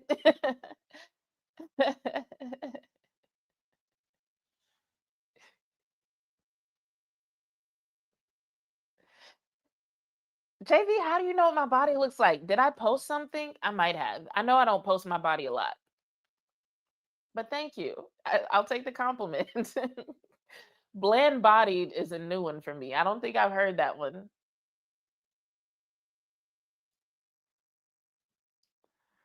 Busy as said, I saw one episode of the Dallas Cowboys Netflix doc and it looked toxic as fuck.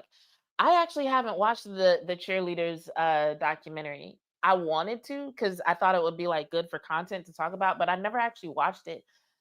I'll say this, I know a lot of dancers were inspired by it, but I know there's like a lot of toxicity that's just like built into dance culture anyway. So I don't know if the Cowboys cheerleaders are more toxic than that, or if it's just, hey, it's part of dance culture and then you make it a little bit more competitive. Oh, you said all the posts with Candy and Law. Okay, that makes sense. That makes sense. I did post more of my body when I was doing stuff with them. Um,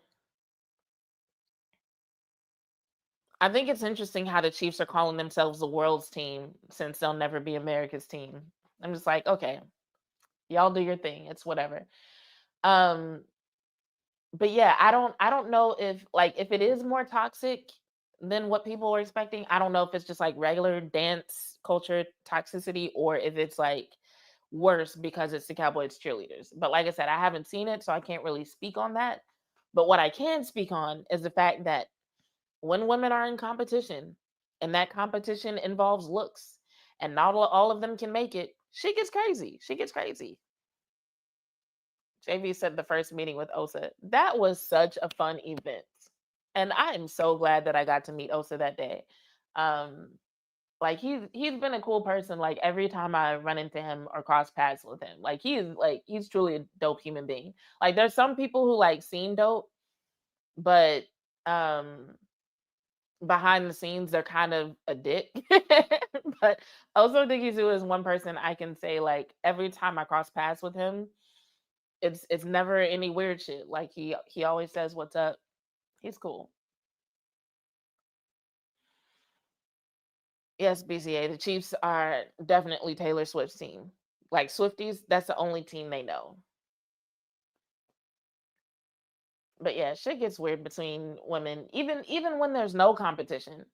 Like shit gets weird even in the sports media space, and I'm just like, yo, like in this day and age, we can all build our own platforms. Like we don't have to backstab each other.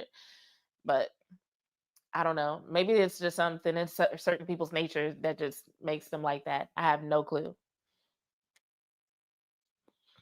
I just know, like, when people are my friends, I want to see them win, regardless of gender. I'm like, if we kick it, because it's like the only thing that's better than winning yourself is when people in your circle are also winning and y'all can like celebrate the wins together. Like, that is a good feeling. And it's like, I don't know if a lot of people have never like felt that before, but like that frenemy shit, I don't get down with it. Cause like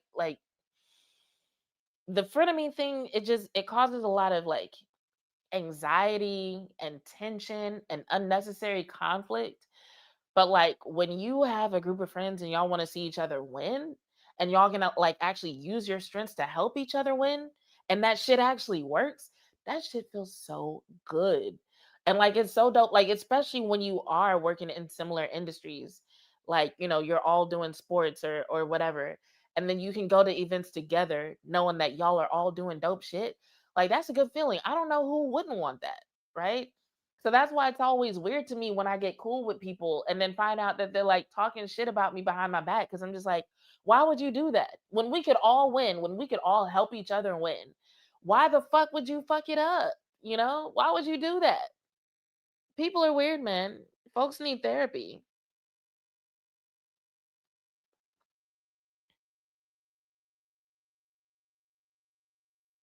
Zach Walchuk said, what a badass moment for Post Malone. I don't know what he's talking about. I saw a regular ass performance. What did I miss?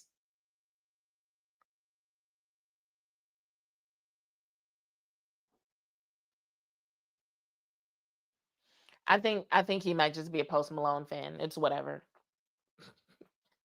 Because they're not saying nothing in his comments besides like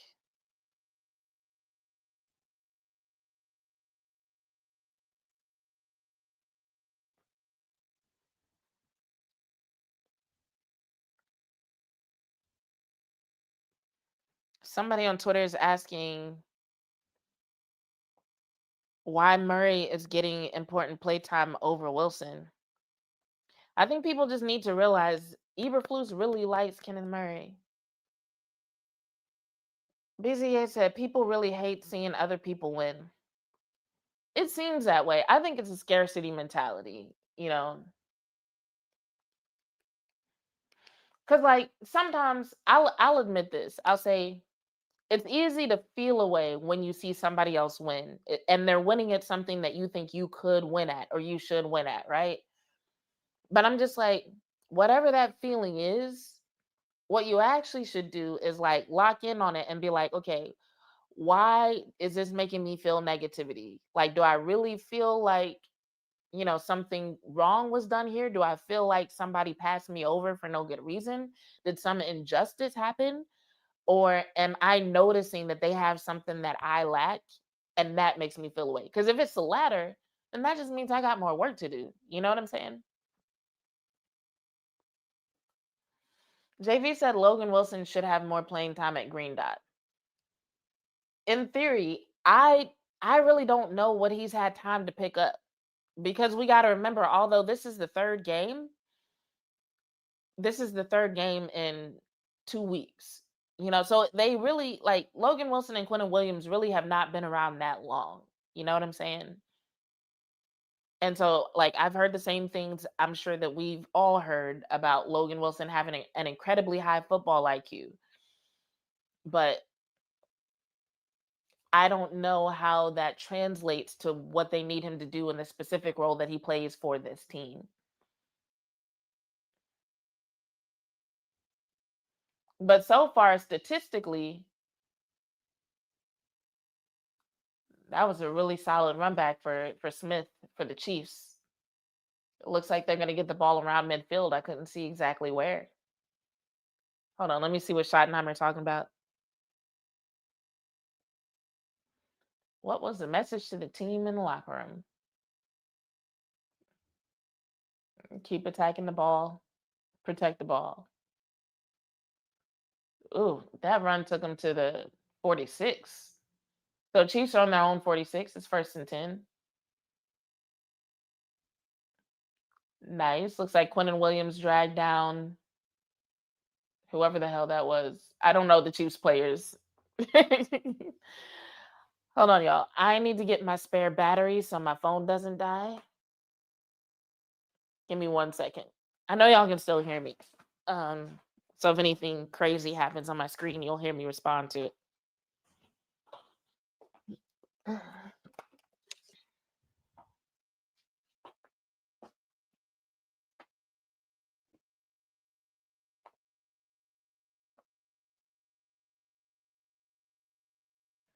Nice. Tackled just behind the line of scrimmage. So it should be a 3rd down and pretty long for the Chiefs.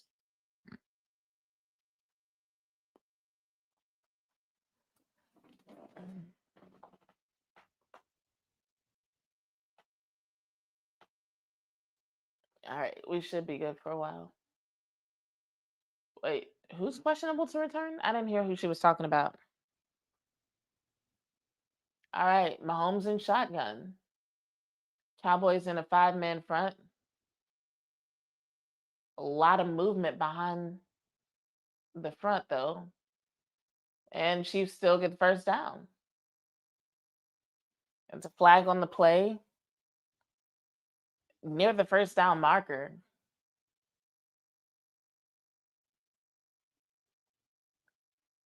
Pass interference, offense, number 1.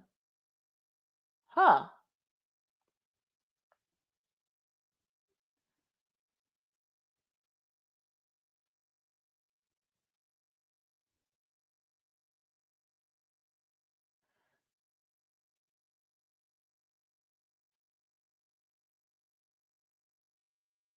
So the announcers are arguing against it. I kind of see what they're saying, but it did kind of look like a push. I would say that's more on Worthy for pushing him that way. All right, Mahomes is scrambling, gets the pass off. Pacheco lowers his shoulder into Deron Bland, but still gets stopped way short of the sticks. JP said Romo Haystack.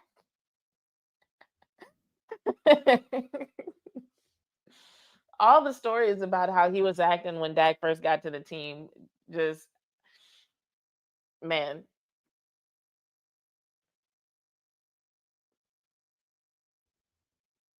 And the Cowboys are, the Chiefs are punting. So nice stop by the Cowboys defense.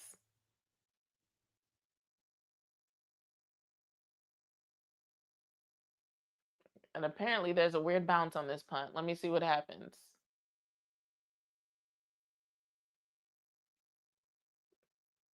Oh, Lord.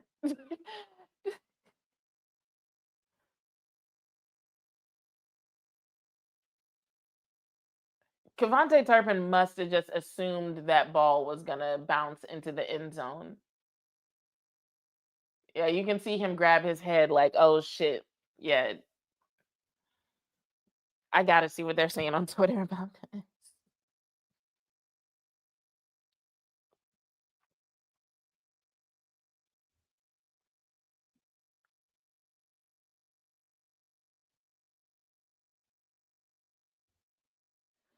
Ooh, these folks do not like Cavante Turpin. Oh, my God. I don't even know if I should say this out loud. Somebody say, great work as always, Turpin, useless fucking garbage dumbass. Jesus, that is so unnecessary.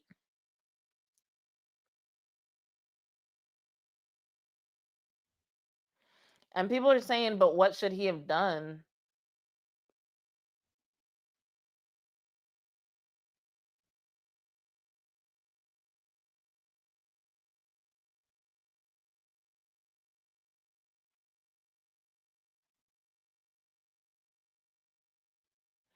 I feel like had he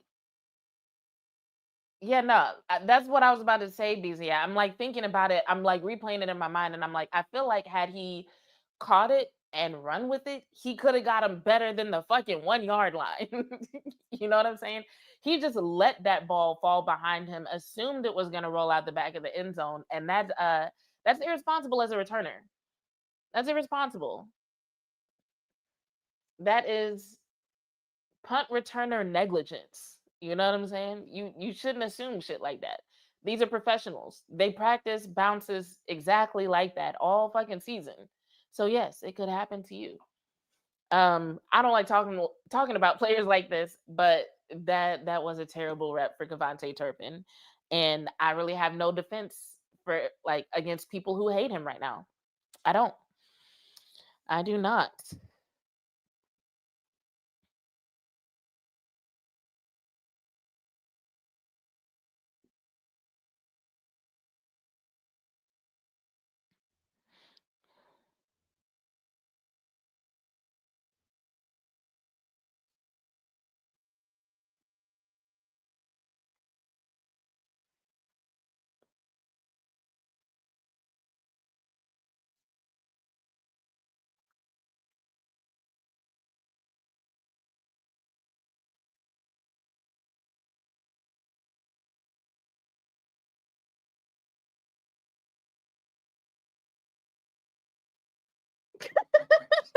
Sorry.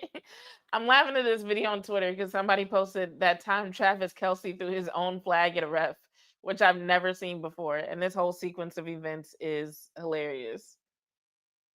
Apparently, it was another Cowboys game.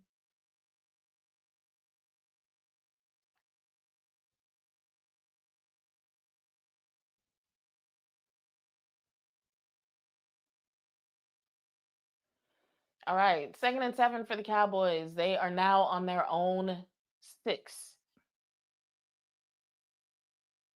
And they give Javante Williams the ball to carry it, who is no longer going straight up the middle, but not quite all the way to the sideline. Gets a few yards. 3rd and 3 for the Cowboys.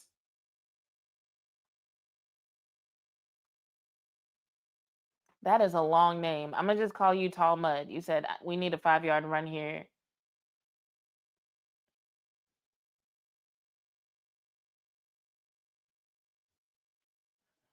So Dak is in shotgun. Turpin is in motion. Chiefs are in man.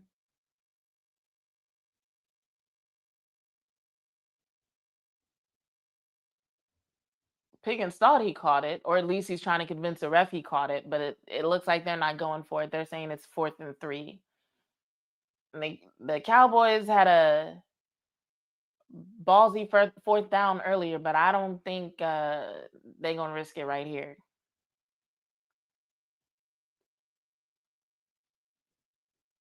It was a great play call. It was an excellent play call. Is you know, shit happens. So anger to punt.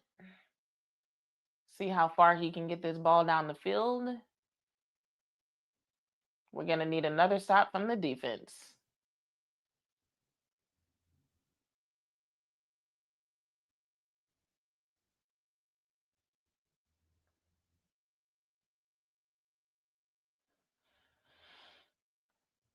So it looks like the Chiefs aren't going to get quite as good a field position as they did on their first possession of the half, but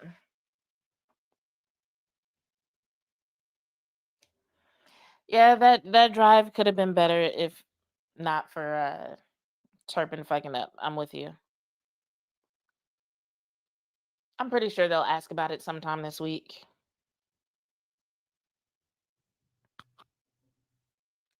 I should refresh this.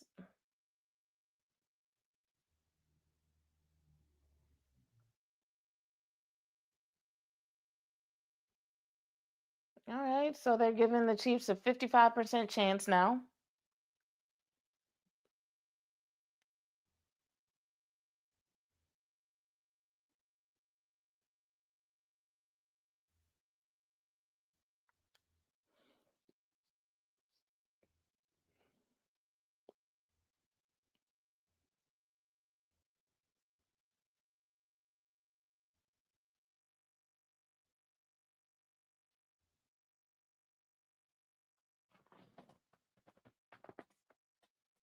I just want to see CeeDee Lamb and Dak Prescott, not Dak Prescott, CeeDee Lamb and George Pickens hot in the same game.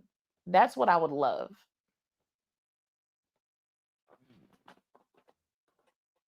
Backup black father. What, JV? What are you talking about?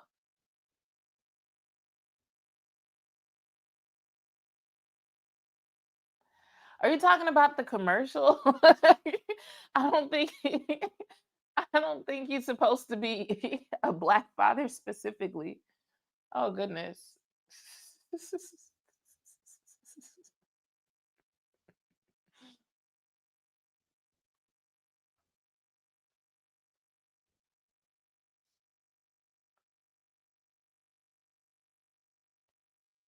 Tyler Huntley comment? Wait, what did I miss?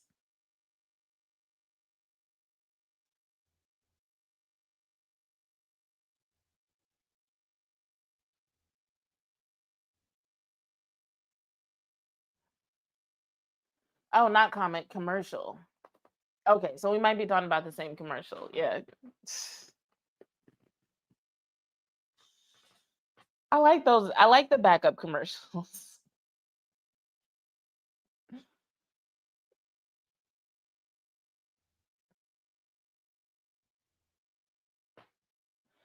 All right. Chiefs have the ball on their own 37. It's 1st and 10. Mahomes in shotgun again.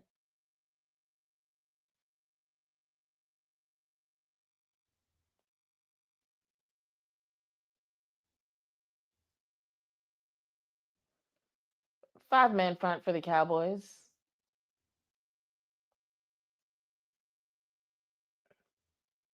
And Rice breaks one tackle and then gets what, 2 yards? 2nd and 8 for the Chiefs on their own 39.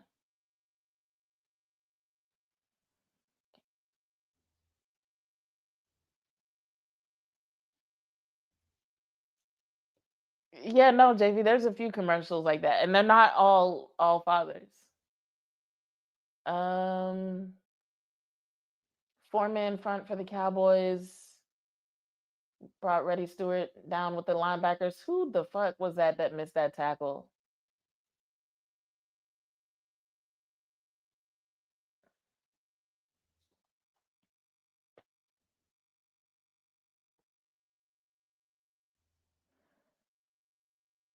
All right, they're calling the 3rd and 1 for the Chiefs. So another opportunity for the Cowboys to get a stop here.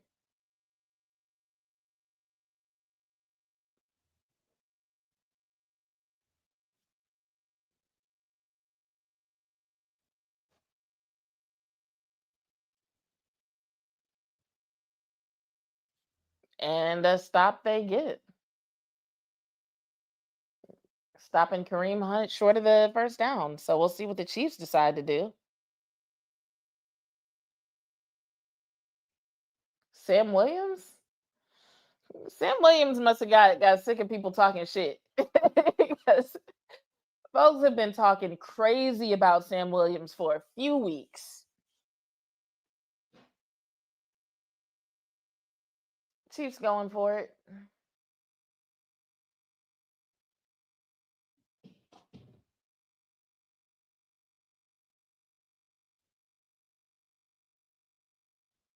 And the Cowboys send what, 5-6? Chiefs get the first down. That was a pretty easy conversion. Yeah, everybody does go for it now. But that's the whole analytics thing. Analytics is like, oh, you should go for it. And they do. And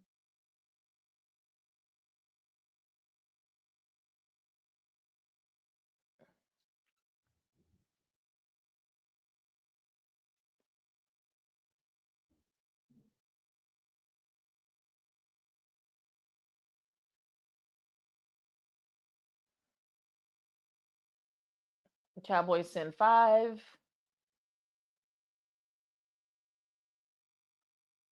Mahomes misses the pass. Looks like Kelsey was trying to draw a DPI. Did not work. That was solid coverage.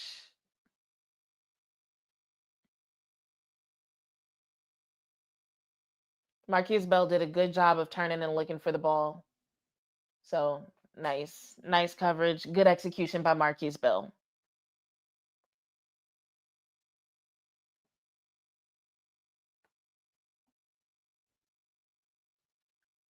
All right. Cowboys in the 4-man front. Mahomes in shotgun. Overshown gets a tackle. 3rd and 4 for the Chiefs.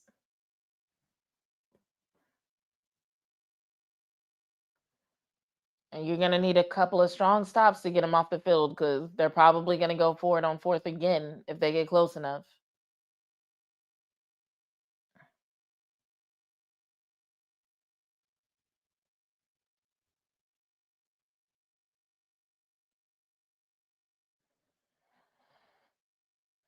All right, Mahomes in shotgun. Cowboys send 4. And Bland also does a really good job of looking for the ball. Excellent coverage. We're actually seeing good coverage by the Cowboys secondary tonight, y'all.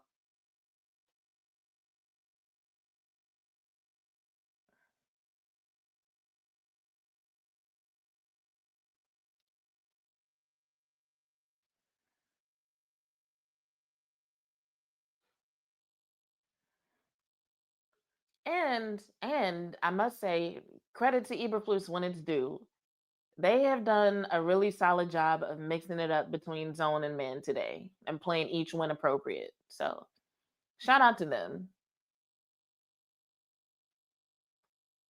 And the Cowboys are going to be pinned back close to the end zone again, which I'm tired of seeing this shit.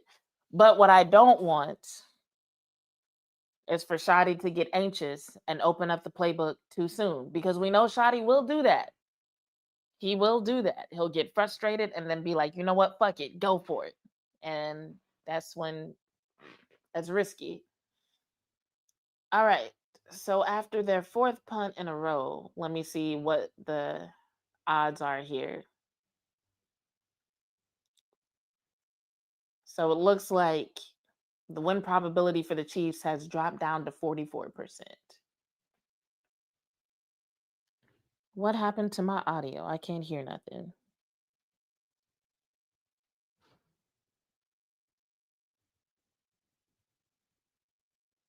Okay, there we go. It's back. My phone has been doing this weird thing lately where it'll just turn off my headphones. You asked if I got Shotty read like a book already? I mean, like one, he's very transparent in his press conferences. So if you watch his press conferences and you like listen to what he says, you kind of get an idea of how he thinks. And it's like I'm the type of person to take people at face value for the most part. So it's just like if you're gonna sit there and tell us how you think, I'ma listen. And until you show me otherwise, that's who you are. So yeah, you could say that. I wouldn't say like a book, but yeah, we know his tendencies. We know what he does. Now, one thing I will say about the prediction that I just made is that we haven't seen him in a situation where he needs to do that in a while. So I mean, it's possible that he's grown from those tendencies. It's possible he does something different. There's always that possibility. Hell, I could decide right now I don't want to be a streamer and turn this shit off. Anybody can change at any point for any reason. But nah, that typically seems to be his MO. He'll get frustrated and just be like, fuck it, go for it. And it could work. That's the thing. Sometimes it'll work. Sometimes it's just like, well, we really needed that conversion and now so we'll see what he decides to do. We'll know in a few minutes once CBS gets tired of playing commercials.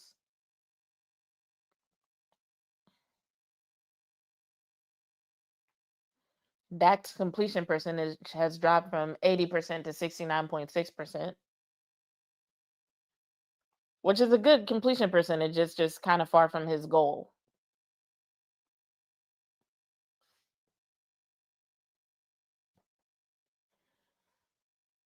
You said he's got a defense now. That is a good point. So he gets the ball off to Ferguson on 1st and 10. Should be second and what, like 6 or 7, something like that.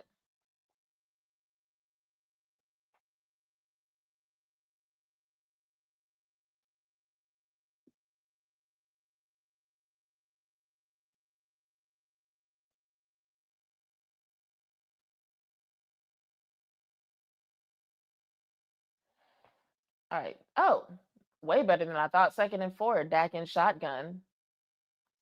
Solid protection this time. Gets the ball off to Flournoy. There's a flag on the play. I wonder if it's going to be a DPI because that did seem like kind of an early tackle.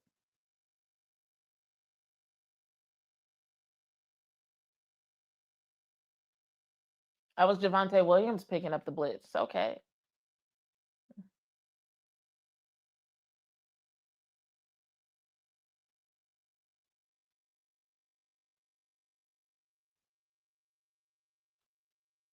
Holding defense. Okay.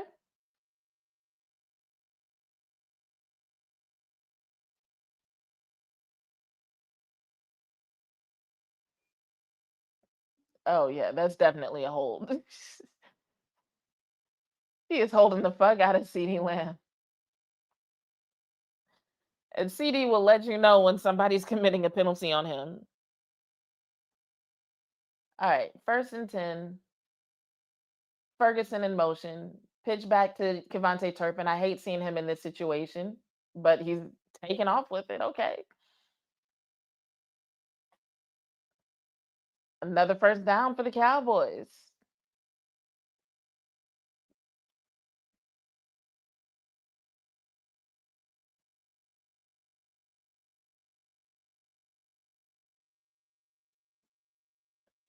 That was a good moment for that particular play call, though. It was a good situation. All right, Dak is under center now. And the Chiefs in 5. A little bit of can't talk. A little bit of simulated pressure. CeeDee Lamb got the ball in the flat, got what, 8 or 9 yards?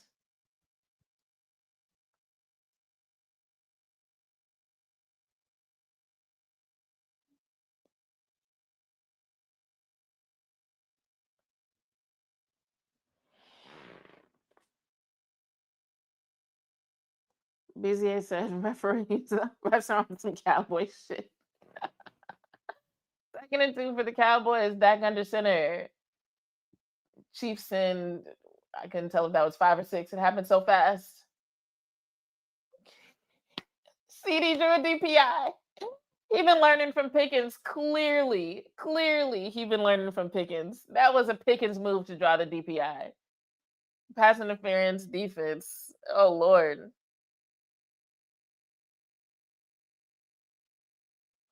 The way he leaned into him. Yeah.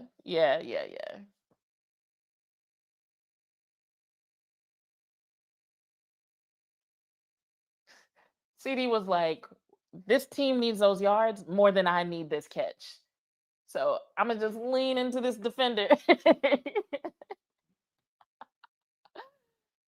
Now, granted, I'm not saying that the defender didn't commit a DPI. I'm just saying, had he been smart, he wouldn't have. Because CD leaned in, and then it's up to the defender to have better instincts and respond the right way. That defender put his arms around CD and respond to the lean in. So this is why earlier in the season you saw teams start to put like their most experienced corner or their most experienced DB on George Pickens because he was drawing those DPIs, and you needed somebody smart enough to not get baited like that.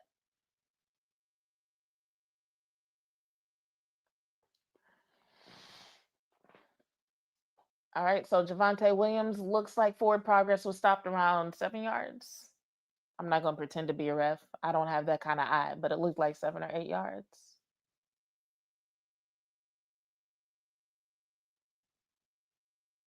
I hate when they pick him up like that.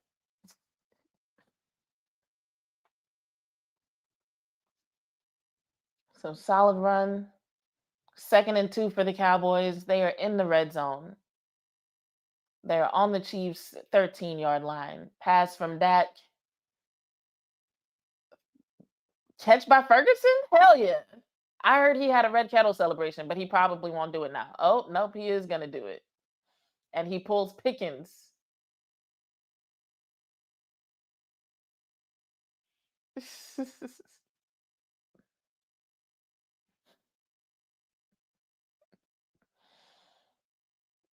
I want to see the catch again, though.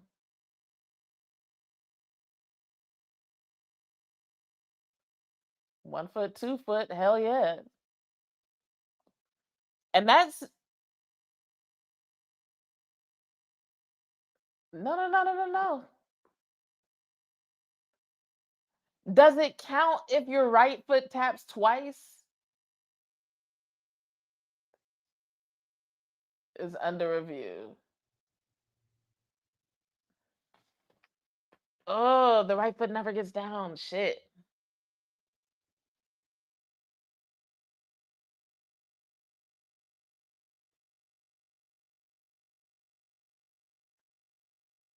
That sucks.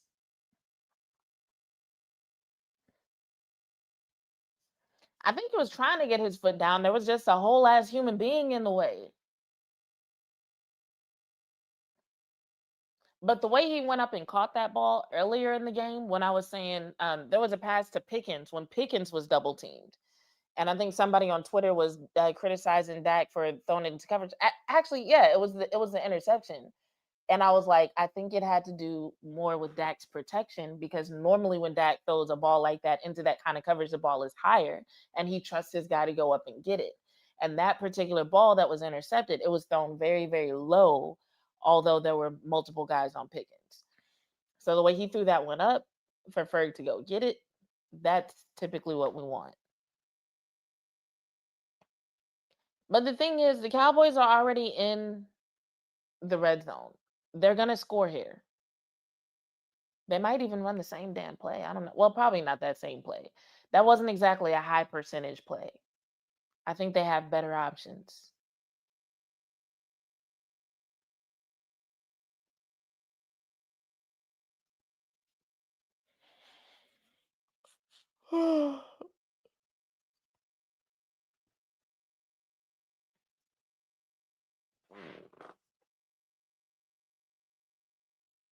Win probability check.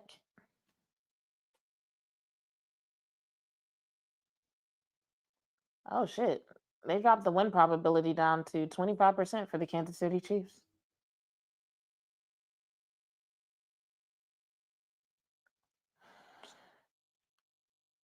I mean, y'all honestly, y'all should see the win probability chart for the Cowboys Eagles game that happened. So I'm tracking it just for fun, but you never know what might happen.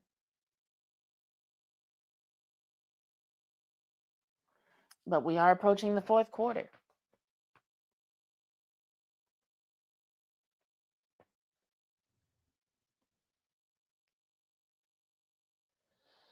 They're in the lead today. I think they'll take the points if it comes down to it.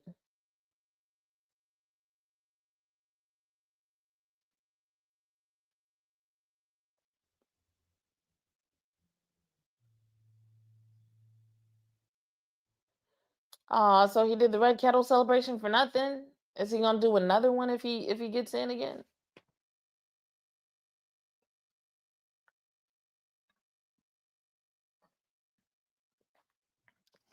It was a great effort, and that was a good catch, except for 1 foot.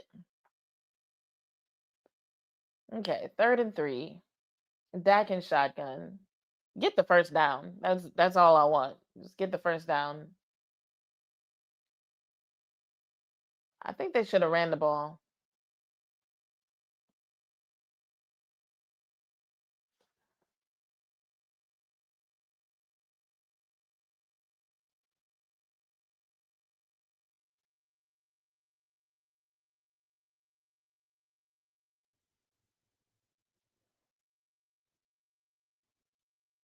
Nope, going for it.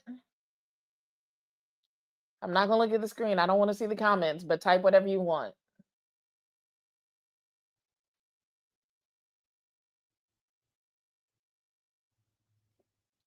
Back in shotgun.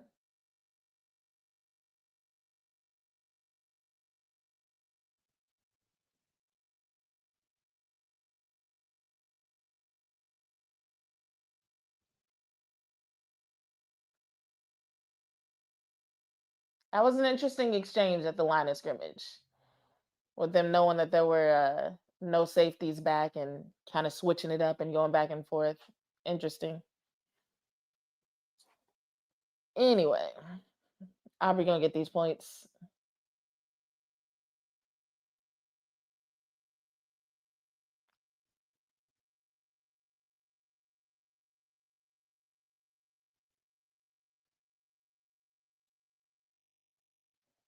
Easy one for Aubrey. Perfection.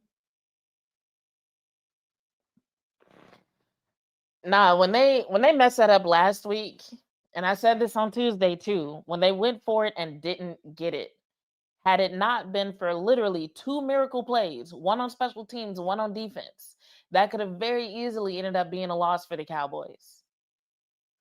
Because like if you think about it, when Osa got that sack, the Eagles were on 3rd and 2. Had they converted right there, they would have been so close to a game-winning field goal.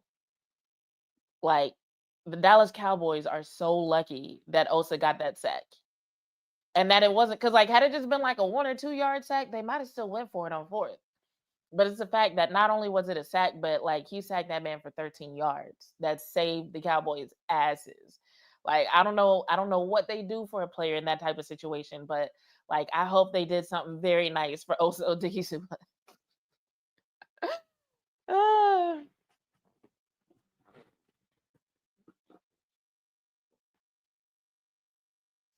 Yes, BCA. That sack was huge.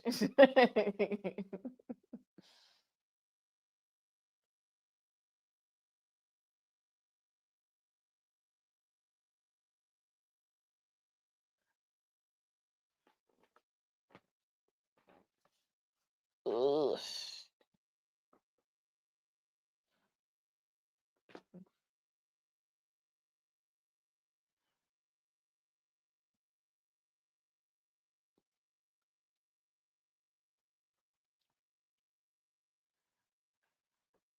So now the win probability for the Kansas City Chiefs has gone back up. Probably because the Cowboys only got a field goal. But I don't know. For some reason, I'm believing in our defense today. I'm believing in our defense.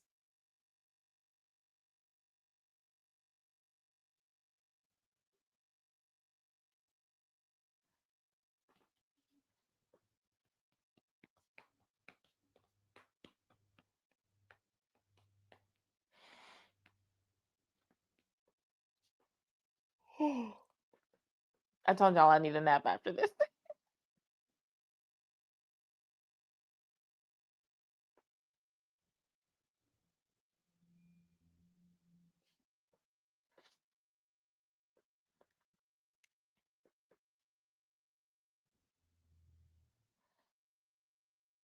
Tom Mudd, I'm well aware of how important Quentin Williams is. Quentin Williams has made a huge difference on this defense. Quentin Williams is the reason why people didn't realize the Cowboys were running a 5-man front since week 8. Hell yeah. Show it again. I want to see it again. I was looking down. I saw the very tail end of that tackle.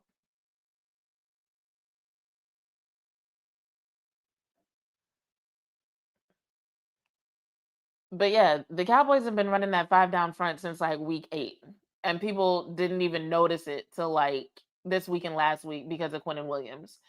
But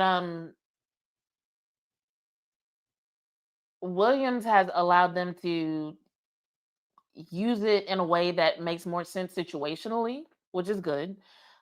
He's also made the front more effective because just like he's a very solid nose tackle, so also good.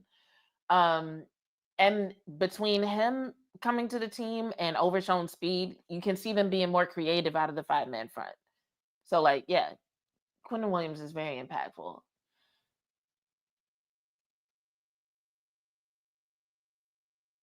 All right, four-man front. Williams is chasing Mahomes, who still gets the ball off, and then out of bounds thanks to Reddy Stewart.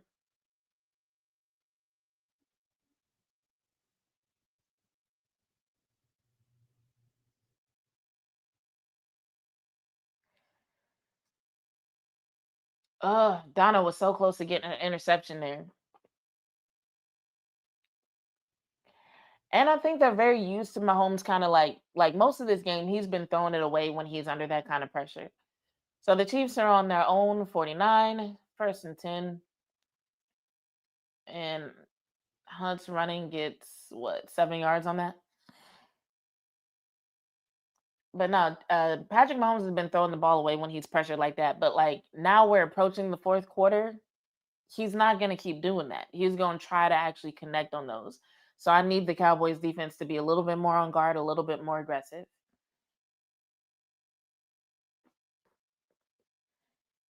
I wonder if that's what Logan Wilson was just saying to them just now. So the Cowboys send 5. Sam Williams gets a hand on Mahomes, who ends up throwing it away. Nice. That wasn't a sack, but you could tell Sam made that man nervous. So that wasn't a sack, but I'm still crediting Sam with fucking up that pass.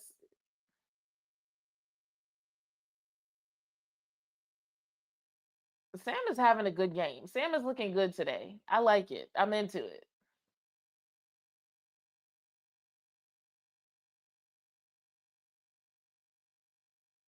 All right, 3rd and 3 for the Chiefs. Mahomes in shotgun. Cowboys send 5. And Logan Wilson is not much faster than Murray, but eventually gets Hunt out of bounds.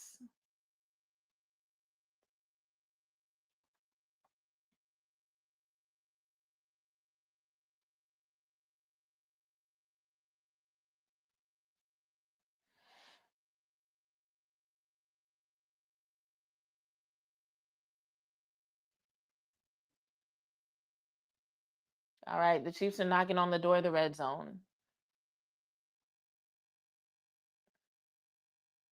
Cowboys send 4. Felt the pressure, looks like incomplete pass. JV, I also still like Logan over Murray. It just felt like it took him forever to catch up to that man.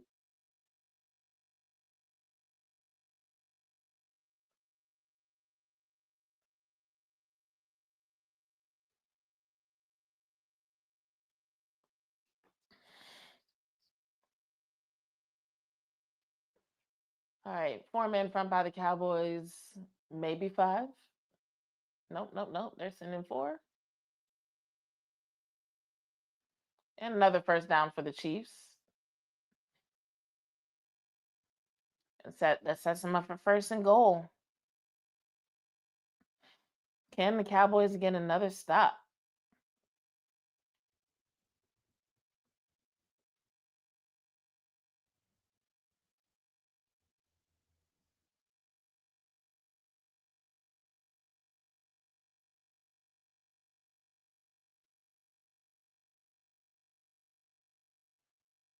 Oh, and now Mahomes is under center. We don't see that a lot.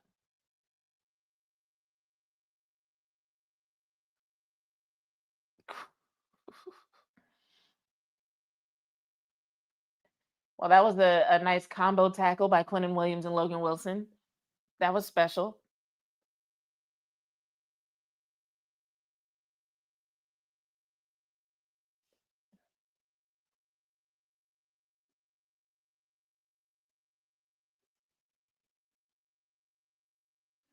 Second and goal for the Chiefs on the 8-yard line. Mahomes back in shotgun. They're saying the ball came out. Cowboys are saying they have it. I think the refs are saying he was down.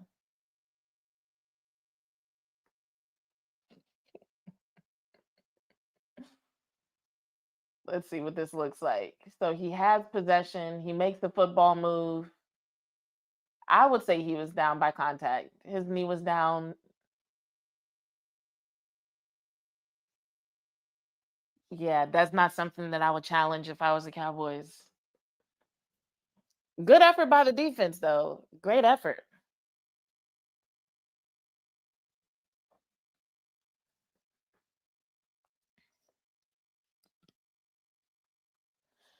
Tall mud, was I cussing? Sometimes I do it and I don't even notice. That's probably why it sounds calm. My bad.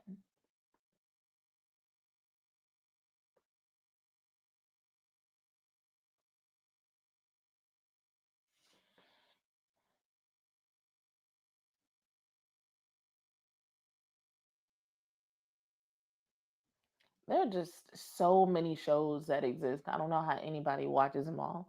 Some of these shows, I'm like, how do you even get an audience? Because it's just like there's so much shit out. You can't watch it all.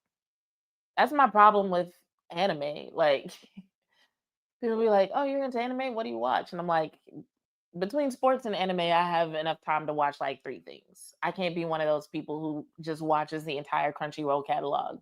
Not if I'm watching games and film and creating content. You know what I'm saying?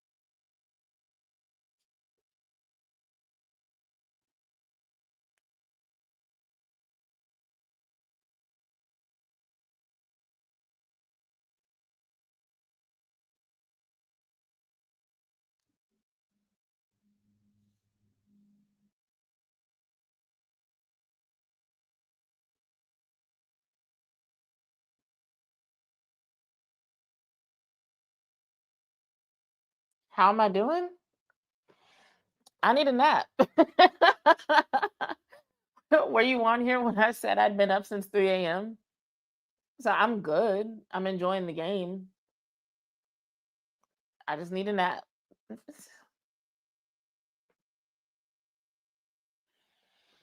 All right. BCA says it's a huge play. Let's see what happens. Mahomes in shotgun, incomplete. So fourth and goal. Let's see what they do. Are they going for it? They going for it on fourth and goal?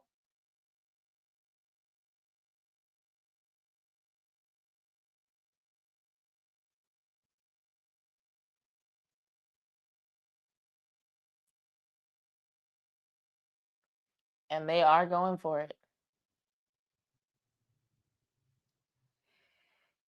Mahomes in shotgun, as he is like 90 something percent of the time. And touchdown for Rice. Well, Cowboys got to answer.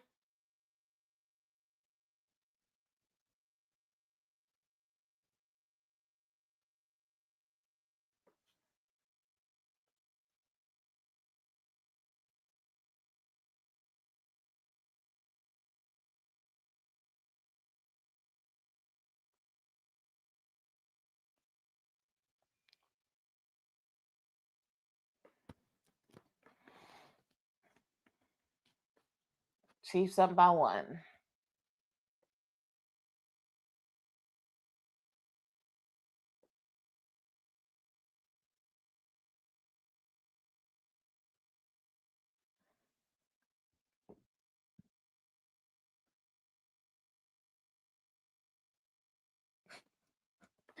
Said you're gonna go smoke. I don't blame you. This is a stressful game, especially knowing how Mahomes can turn it up late in the game.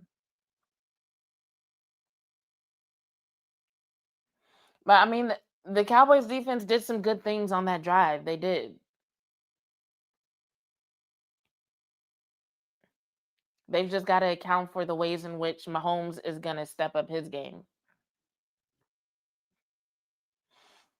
JV, you always say players suck when they make a mistake.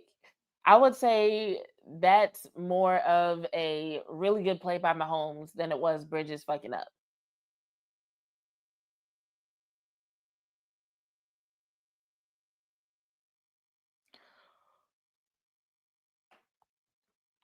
Because what they don't want to do in that situation is accidentally get a DPI and give them like a few yards closer to the end zone and a first down. You know what I'm saying?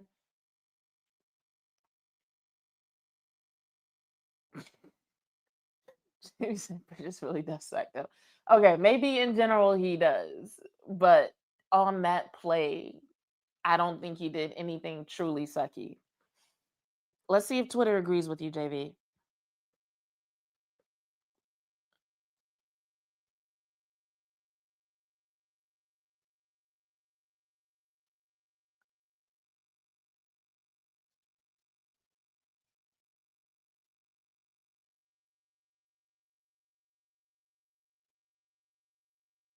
No, most people are actually just acknowledging Patrick Mahomes and the fact that he's clutch.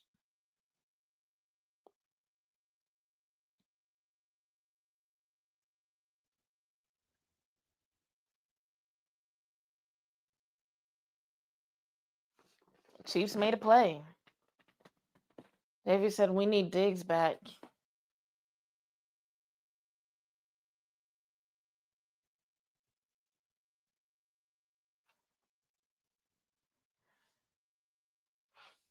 I think it would be nice to have Diggs back. I think it'll be interesting to see what Diggs does in this defense.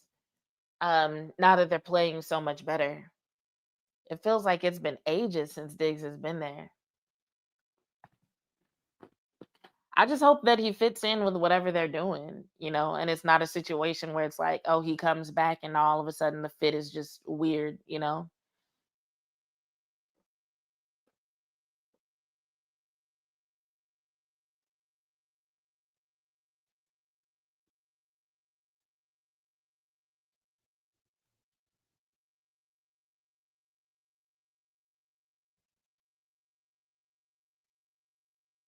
Yes, JV, they are playing more man, and it's worked out well.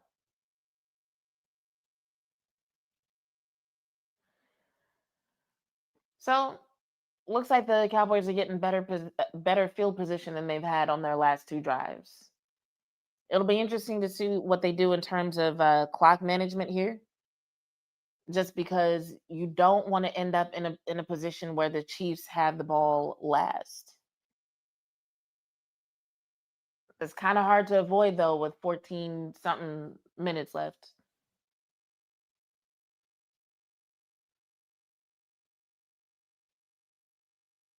I don't know who that ball was to.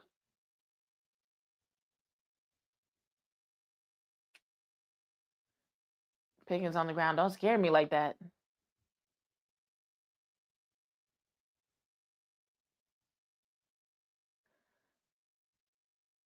Okay, I think he just got the wind knocked out of him. Are they taking him to the blue tent? They might be taking him to the blue tent. They might say that was a head hit. I don't know. I won't say that. All right, Dak and shotgun. Chiefs send 5. Delayed blitz there. I was about to say that was really tight coverage. Assuming that's what this flag is for. Let's see what they say. Show me again. Yep. Hands on him, pull him. Hand on his helmet. What the fuck? Yeah.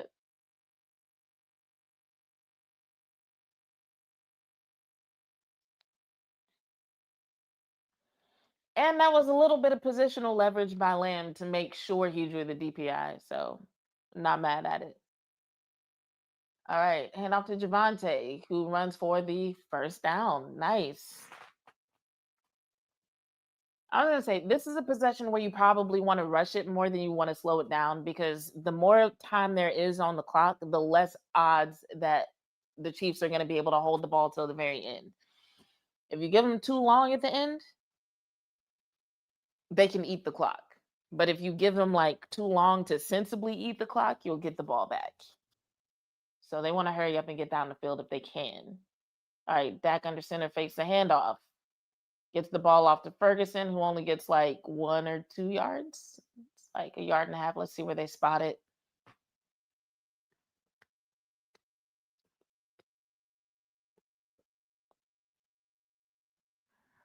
BGA, every team falls off at some point. Every team falls off at some point.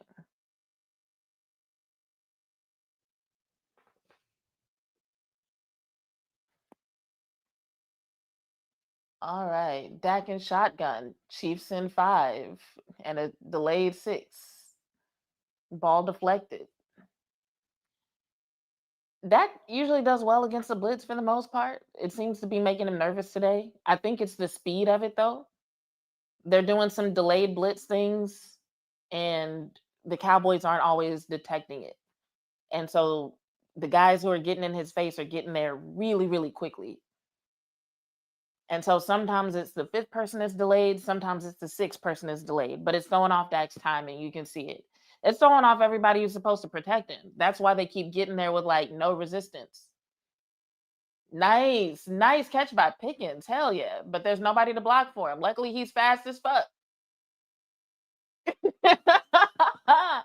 I love it. I love this man. How can you not love this man? I need to know the meaning and the reasoning behind this peekaboo celebration he keeps doing.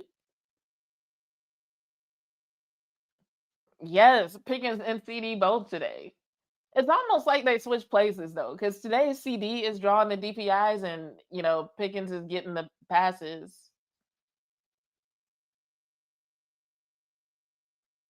What is a flag for?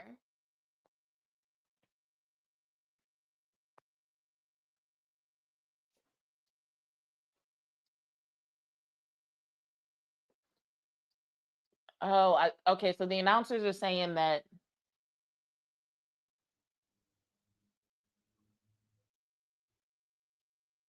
So the announcers are saying that Ferguson was blocking, thinking that Dak was gonna run, and that's exactly what it looks like. He turned and looked at Dak, and then went to block, and then Dak threw the ball. So while the penalty is on Ferguson, that was actually because of a communication issue between him and Dak.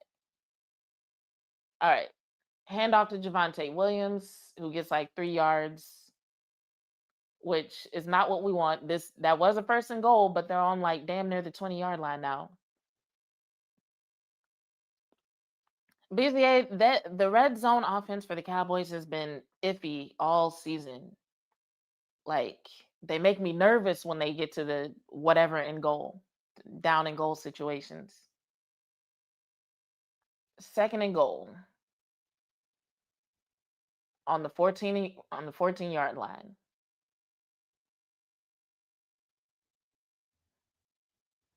George Pickens, I love him so much. I'm not gonna look at the screen until this drive is over. So y'all say whatever y'all need to say. I just don't want it spoiled for me.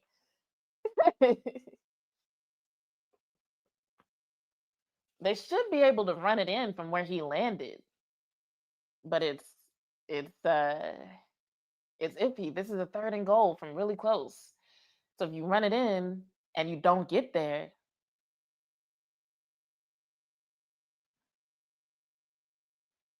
Shotty yelling about something. Back in shotgun, Flournoy in motion. Timeout Cowboys.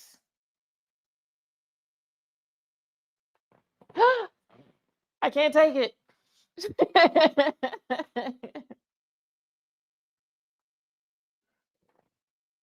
You can try to pause it to sync it up. I don't know how well that'll work. I'm really bad at this game because I think there's also latency with my broadcast as well. So you can try.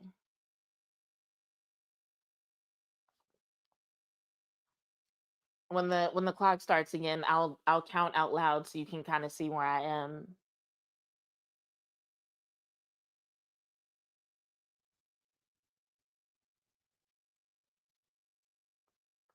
So 11, 21, 20, 19, 18, 17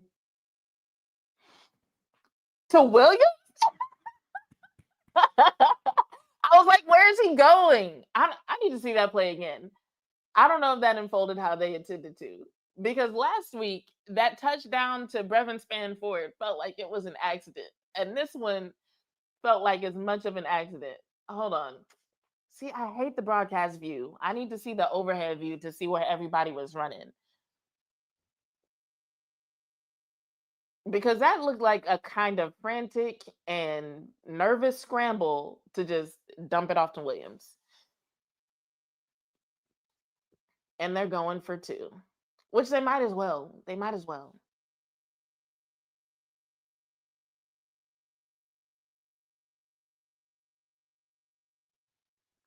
Dak and Shotty having a conversation.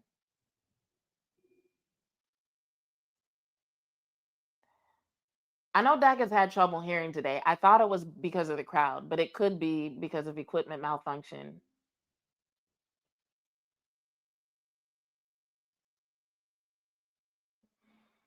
The Pickens get it? Oh my God. Oh, I love this so much.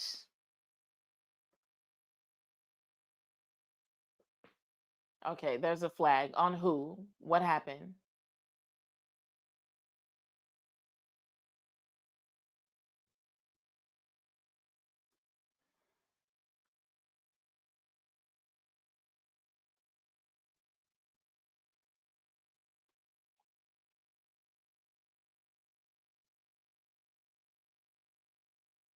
All right, they look excited. They look excited.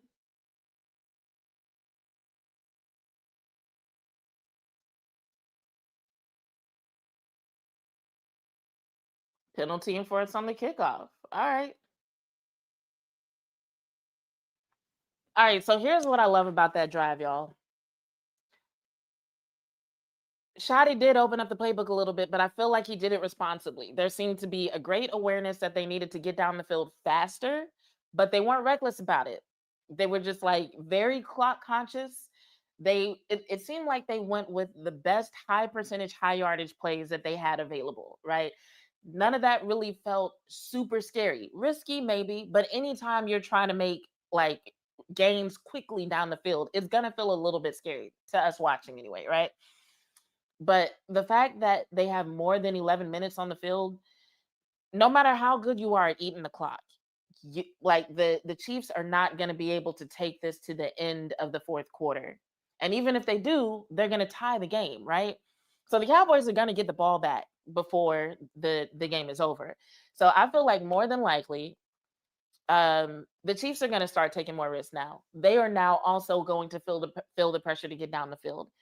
What I'm hoping is that the Cowboys use some of their creativity in that five-man front, some of the TE stunts that they've been practicing. Because what I'm noticing about Eberflus is like it looks like he installs in phases. Um, with the five-man front, he had to work it out and figure out what personnel he liked, right? Because like now what we almost always consistently see with the five-man front is three DTs and two DEs, right? But when they first started running it, it was like a combination of defensive linemen and linebackers. So there was some refinement that happened there. Then all of a sudden you get Quentin Williams in the game, you get Overshown in, and now we start seeing them experiment with some simulated pressures, some TE stunts. You know, I'm kind of wondering if the Cowboys might have some delayed blitzes in their bag, you know? So I feel like the Cowboys have what it takes to make a stop here. I feel like the Cowboys have what it takes to make a stop here. So we'll see what the Chiefs do. We'll see what the Cowboys do. But I really love the decisions that Shoddy made on the drive. I like the play calling. I love the execution. I love the smart DPIs by CD. Um, yeah, BZA said, "How long has Pickens been with the Cowboys?" That trade happened over the summer. I remember because the news of the trade came out when I was doing media day with the Dallas Wings. So like before the WNBA season. So that was in the spring.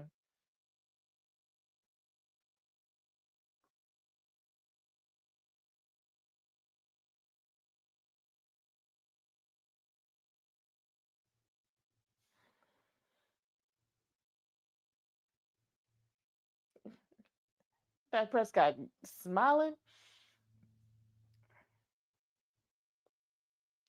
The win probability for the Chiefs has dropped back down to 27%.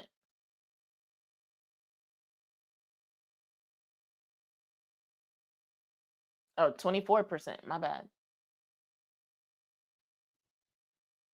What's the flag for?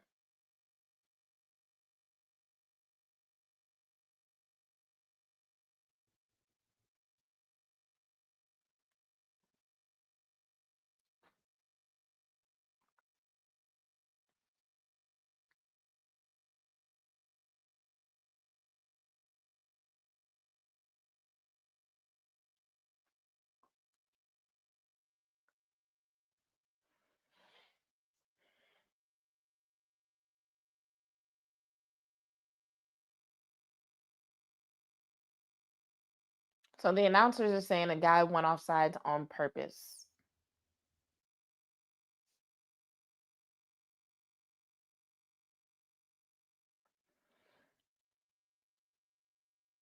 You said, wasn't that from the 2 point conversion? So they got the field position.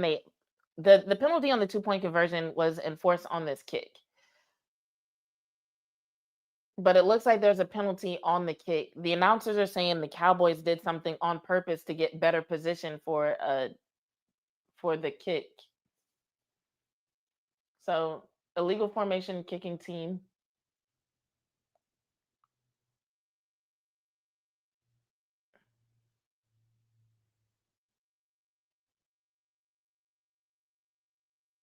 So Kansas City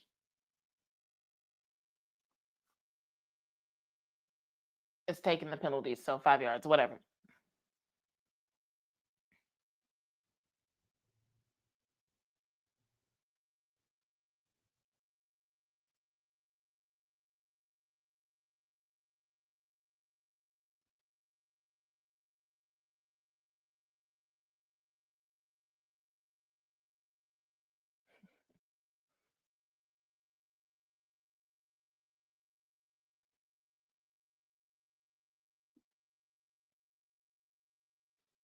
Preston Road Trophy is hilarious.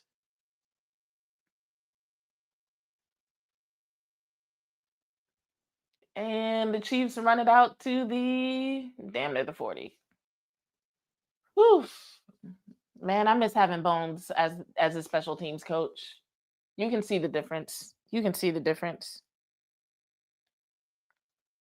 Who is Bones with now? Didn't he go to the Titans? Coach John Fossil? He over there losing with them?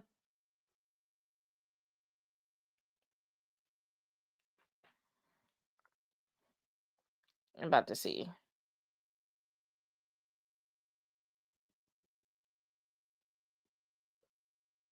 Oh wow. That was a bad drop by Kelsey.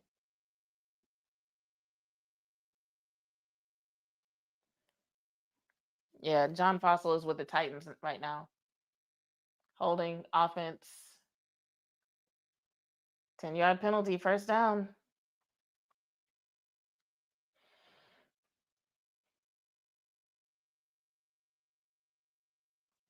You can't do that. I mean, I guess it's better to take that penalty than have Kenny Clark run full speed into your quarterback.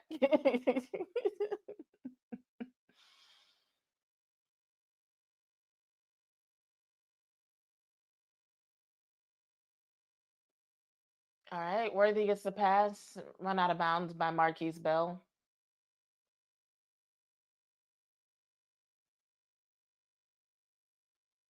Second and 14.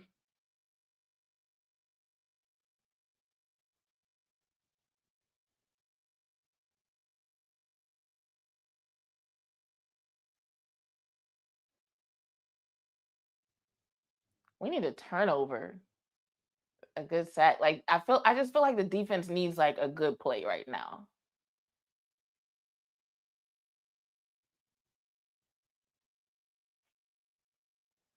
Nice, Overshown. Love him.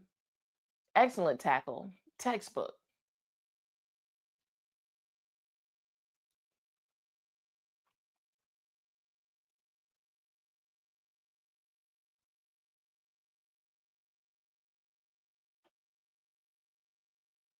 So 3rd and 8 for the Chiefs.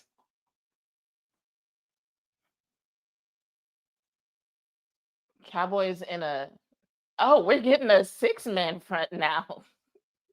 Cowboys getting fancy. They said, "Oh, you thought the 5-man front was something. What about a 6-man front with Dono creeping?" They didn't send all 6. Dropped pass. I would say that making Mahomes nervous is worth it.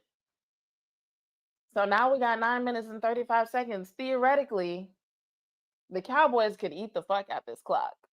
They're in a position to do it. Look at the Cowboys with a defense. Haven't we been saying all season if the Cowboys defense could just play decently? If they could just play decently. They don't have to go from last in the league to excellent. But if they could just get like middle of the road.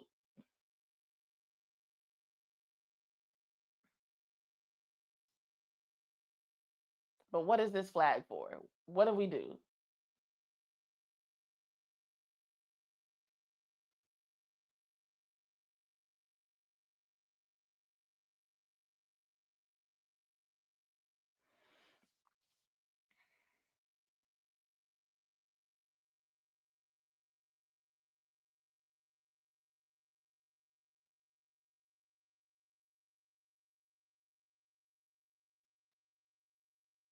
Malik Hooker?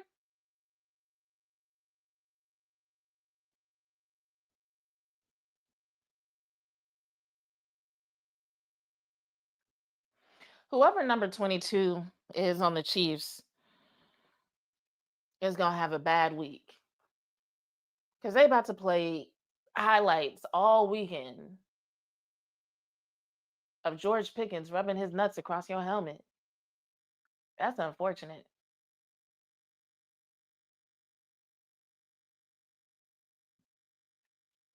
Anybody else a Stranger Things fans? I'm excited. If Dak gets 21 more yards and Dallas wins, I make $100. Well, BZA, I want that for you. We're going to speak that into existence. We are manifest.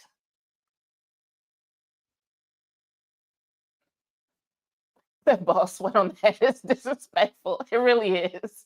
It's like you got to go wash your helmet now. Probably not. I feel like their hands end up in worse places in some of those scrums they be in. But it's just happening on the highlight on replay. Every time they talk about George Pickens, that's what they gonna see this week. Poor guy. Whatever your name is. I'm sorry for that man. All right. Odds probability is down to 17% for the Chiefs. You can tell this has been a good game. Look at it, look at how gradually this line has gone down. It's not a spike. It's like whoever makes these probabilities was like really holding out hope, and now they're just like, nah.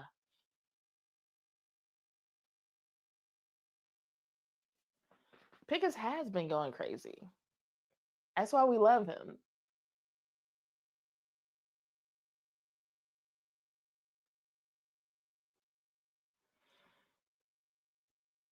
I'm trying to decide when I want to go live if they win today. Because normally it's like a game on Sunday, I go live on Tuesday, but it's Thursday, and it just feels like waiting until Tuesday just feels like so long. I might have to go live on Saturday. If you have any thoughts on that, throw them in the chat. But I might have to go live on Saturday and talk about this game. I think I might time it based on whenever the film comes out. Whenever the film comes out and I have time to watch it, that's when I'll go live. Because I know tomorrow I'm watching the Eagles Bears game. I would do a watch along for that, but I should be hanging out with family Like for real tomorrow. I know I said I was gonna do that today, but like for real tomorrow I should be hanging out with family. Um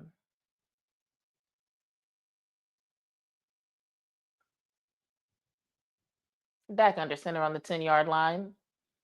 Gets a bomb off to CD Lamb. Oh my God. I mean, the one thing better than them eating the clock would be if they just go down the field and score again. So, hey. Oh, and yeah, that's your 250 yards, BCA. There you go. So that's one part of the equation.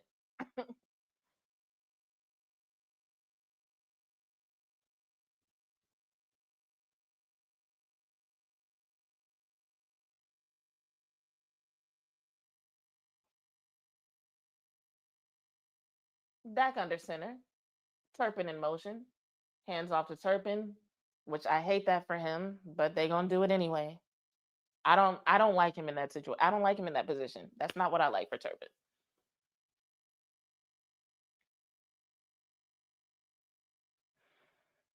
Dak must have heard you talking during the break, BZA.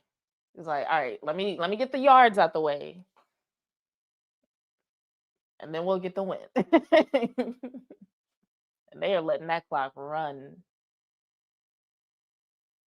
Is CD wearing a shiesty under his helmet? Ferguson with the short pass. Looks like he gets a few yards of yak, brings him down to the should be like a 3rd and 2.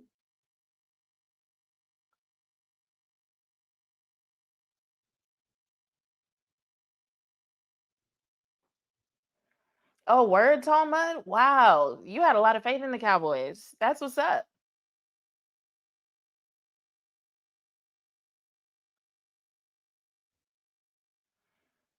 Back in shotgun. This is an interesting formation. They got this little bunch thing going on.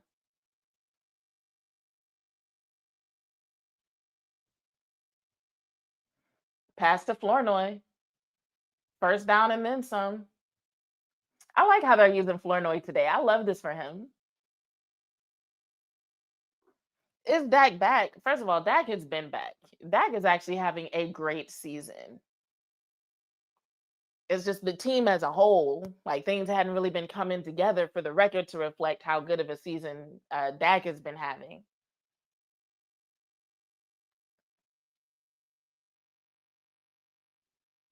This play calling is on point. I love it. All right. Back under center, hands off to Javante Williams, who gets 3 yards. I'm not mad at it. I want them to run this clock down and then score. Nail in the coffin. That's what we needed.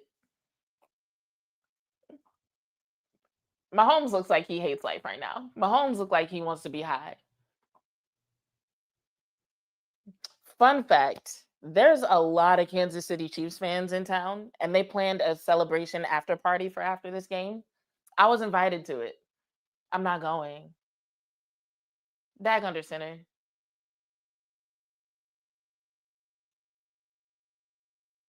Oof. That was scary. Just be a little bit more careful on this next step. Nate for the Cowboys.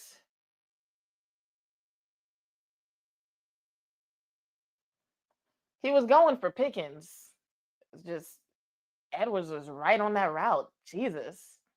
So, some of these path breakups by these Chiefs players, I'm just like, what kind of film were y'all watching? Because y'all playing like y'all psychic. Just luckily y'all ain't got no hands. All right, Dak and shotgun. We got a split formation. They send like 6 dudes at Dak. Pickens still gets the ball, drops it. Whew, Turpin lands on top of it. Do we love Turpin now? Do we love Turpin?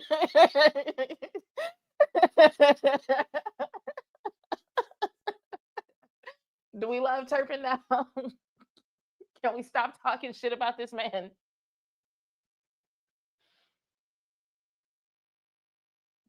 Jesus. That's 2 scary plays for the Cowboys.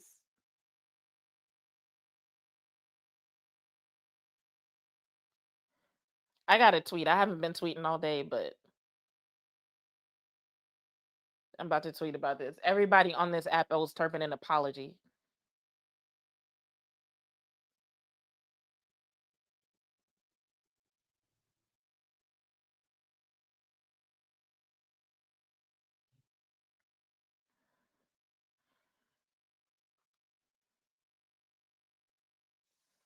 JV, people on Twitter was talking shit about Turpin.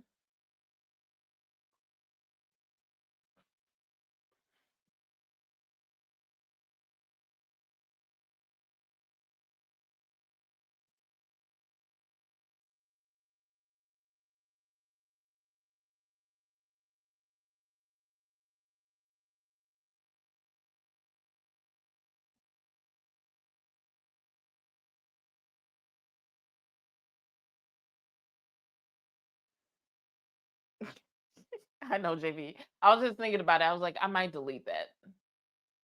That's why I don't be active on Twitter no more, though, because everything is done for engagement.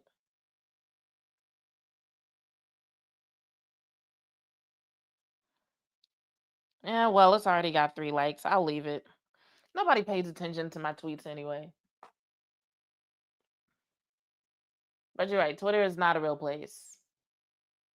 The people on it are not real. And even if they are real people, they're not expressing their real thoughts and feelings.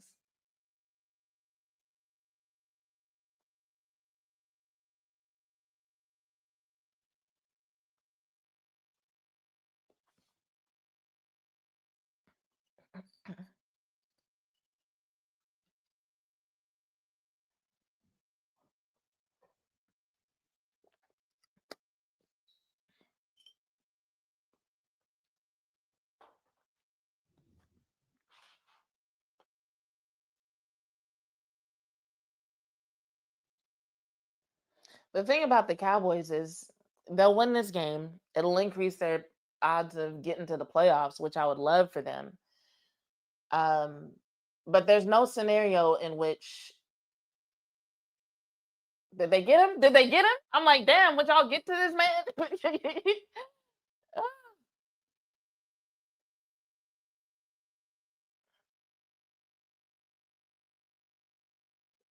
So I'm guessing Clowney is credited with that sack. Hold on, let me watch it again. This coverage today has been phenomenal. Like, where did this secondary come from? So the Cowboys send 4. Mahomes still connects with Kelsey. But yeah, the Cowboys could still make the playoffs, but they won't control their own destiny. They're gonna need some of the teams that are ahead of them to lose some games, to drop some games at the end of the season. But it's like I said on Tuesday when I was talking about the Mavs. Road to a championship sometimes is longer than one season. And I feel like the Cowboys have planted some really solid seeds to where even if they do miss the playoffs, they are so much better set up for next season. Oh, come on, get him. Dag nabbit, y'all.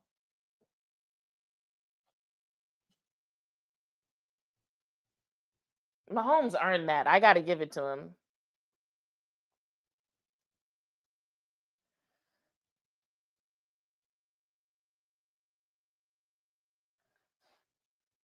This is the type of shit that is just like I want to be mad at the defense, but I can't. Like you got this man galloping all over the field. Like who even moves like that? Now I don't know why Worthy was wide the fuck open. I think they really thought that that sack was about to happen, and somebody just dropped the ball on that coverage. I'm like, I just gave y'all a compliment on coverage, and then y'all do that shit. But it's whatever. This man just dropped the ball. Hunt might have set up a parlay himself because what the fuck was that drop? Thomas said, girl, the 49ers going to lose at Cleveland Sunday and Lions are toast. Just need Bears or Eagles to fall apart. I feel like the Bears are going to beat the Eagles. I feel it in my heart. Plus, I love Caleb Williams. I want that for him. Somebody calling a timeout. What are we doing?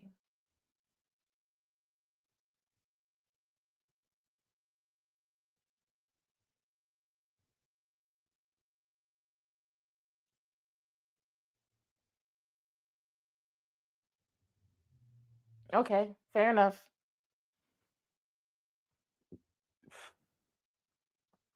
He said, "I blame Bridges." You know what, JV? Imma laugh if I go back and look at the film, and it really is Bridges' fault. In the broadcast view, you can't see who was supposed to be over there, so Imma remember this play. I need to write that down. Why was Xavier Worthy wide the fuck open? Alright. Cowboys send 4.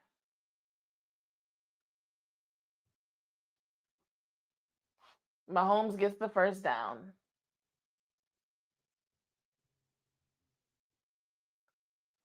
Down to 3:34 left in the fourth. But it is still a 2-possession game.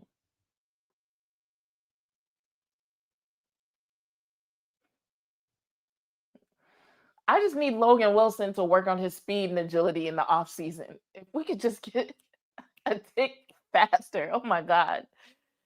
Ugh. Mahomes in shotgun. Cowboys send 4. PBU. I'm saying that was overshown who did it, but we're about to see.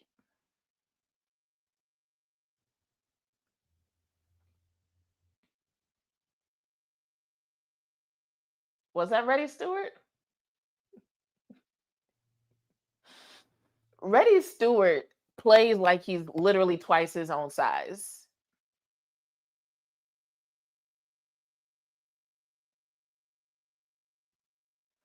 All right. We got another 4-man front situation with the Cowboys. They send 4.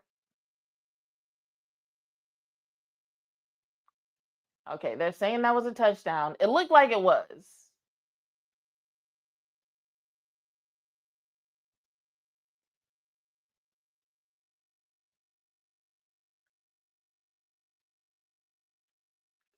Catches the ball. 1, 2. Yep. And that was Wilson on the coverage. But do you see what I mean about Wilson? He's like right there. He was in the right position. You could tell he had the right idea. He was just a step too slow. I just need him to just work on that in the offseason. I feel like he's young enough to where he can still add to his own speed. Like some dudes after a certain age, it's like, no, what you get is what you get. But I feel like he can work on that.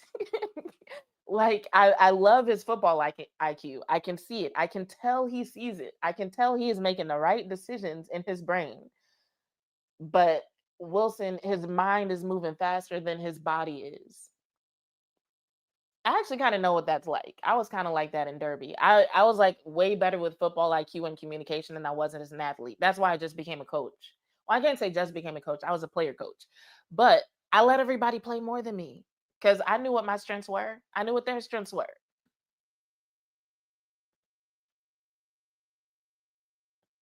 People be like, Lethal, that was my Derby name. They'd be like, Lethal, you want to go in? And I'm like, no, y'all got it. It's fine. All right, so it's going to be really important for the Cowboys to protect the ball here because the Chiefs are going to be trying to do whatever they can to get it back. JV's, you think Logan Wilson will be replaced in the offseason? I don't know. I feel like they would sooner replace, like, I feel like they would keep Wilson. Now, Jack Sanborn, he gone.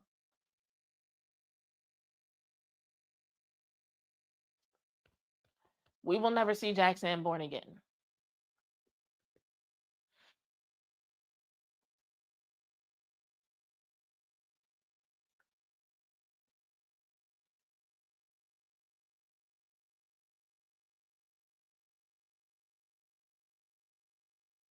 I'm trying to see something. I'm looking at snaps from the past couple games because I'm like, when is the last time we saw Jack Sanborn?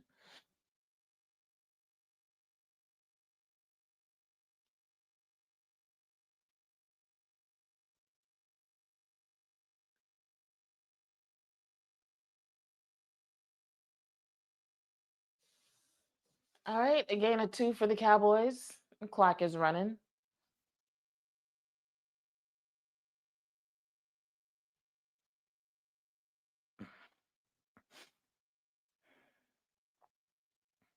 So Chiefs use their first timeout.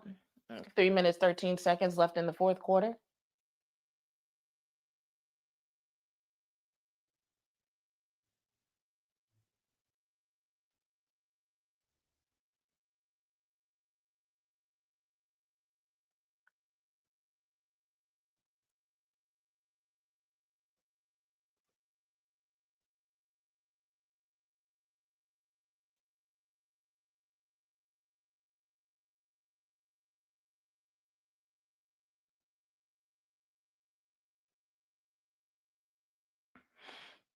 All right, Dak under center. The Chiefs send 5 on a delayed blitz. There's a flag coming in late.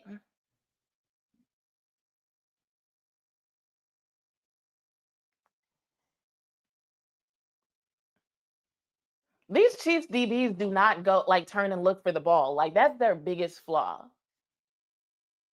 Because the coverage is there. And I don't even think that was that bad. Like, had he turned and looked for the ball, I feel like this wouldn't even be a DPI call. They are fucking themselves over at this point. Watch this. He's pulling on Pick. Well, no, he pulled Pickett's arm. Never mind. I didn't even see that the first time. You can't do that. So, in addition to not looking for the ball, they are putting their hands on dudes. Back in shotgun. And they run the ball again. I think they're running the ball to force the Chiefs to use their timeouts.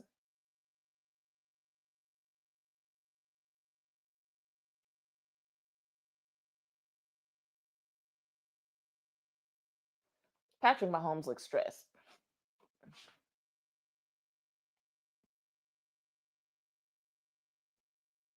All right, 2nd and 9. Let's see what they do this time.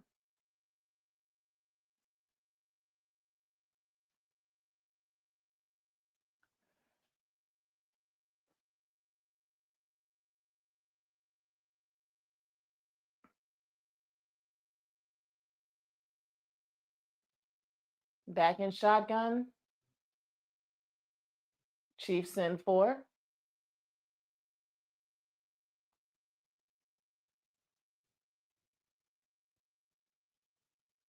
First down, CD. What's the flag for? So they're probably going to run the ball again.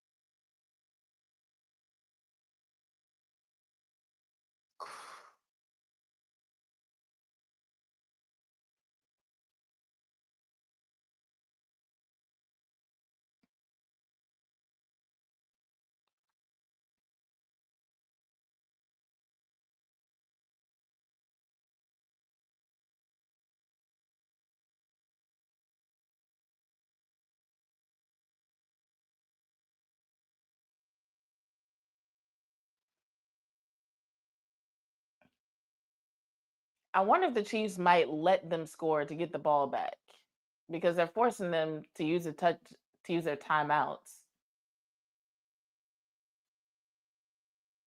Nah, that wouldn't be smart. Not down 3. I've seen other teams do it, but not in this situation.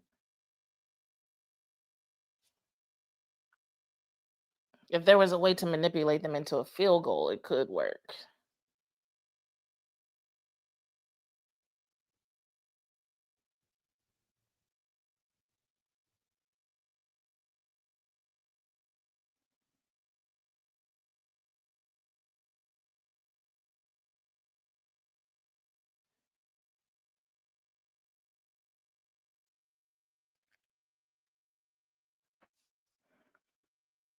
Yes, the Chiefs indeed did get finesse out of their timeouts. And I love it.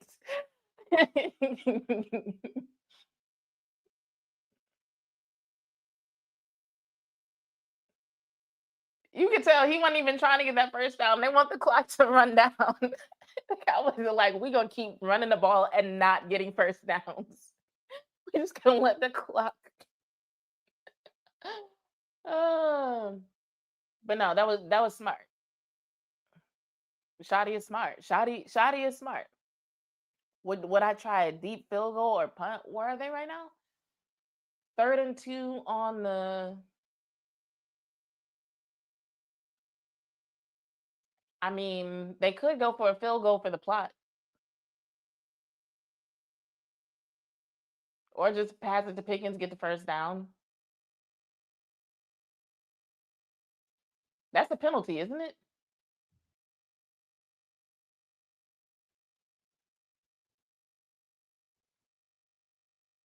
Or did it get knocked?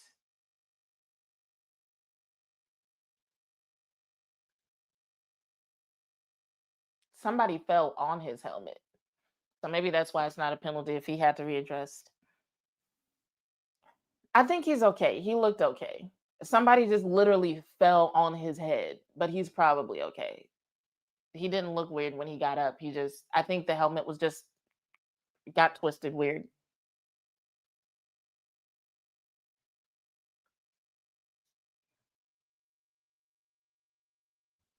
I'm so happy for them. Oh my God.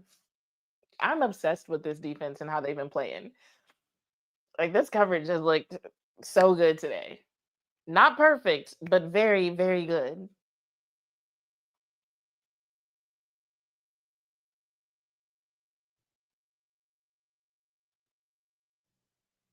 Okay.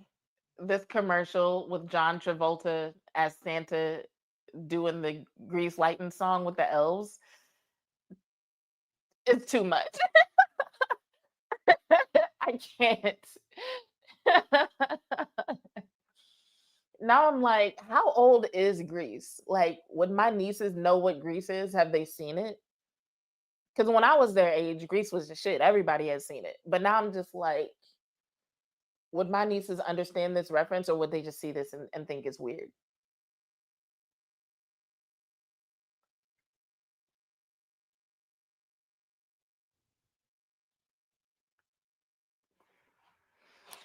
So Talmud, I feel like they need more than one great LB just for the rotation.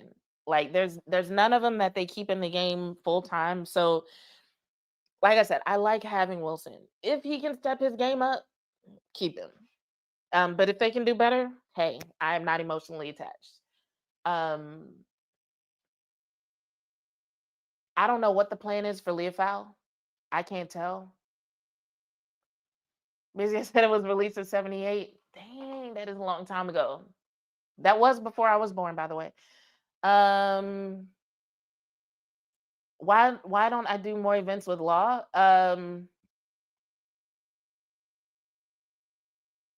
JV, do I have a way to DM you? Do I have a way to DM you or text you? I'll tell you the situation, but it's not something I know some people will, but it's not something that I want to put on blast.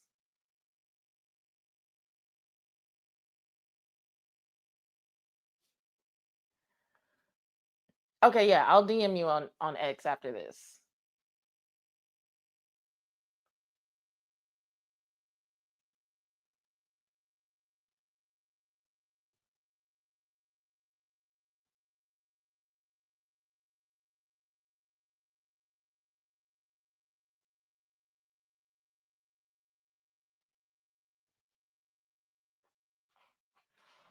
Man, I love this. Both units looked amazing.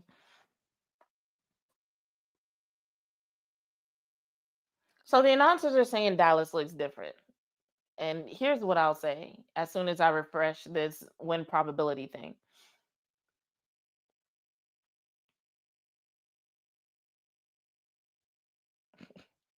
2%. Um, so yeah, I'm gonna put this on the screen for you guys.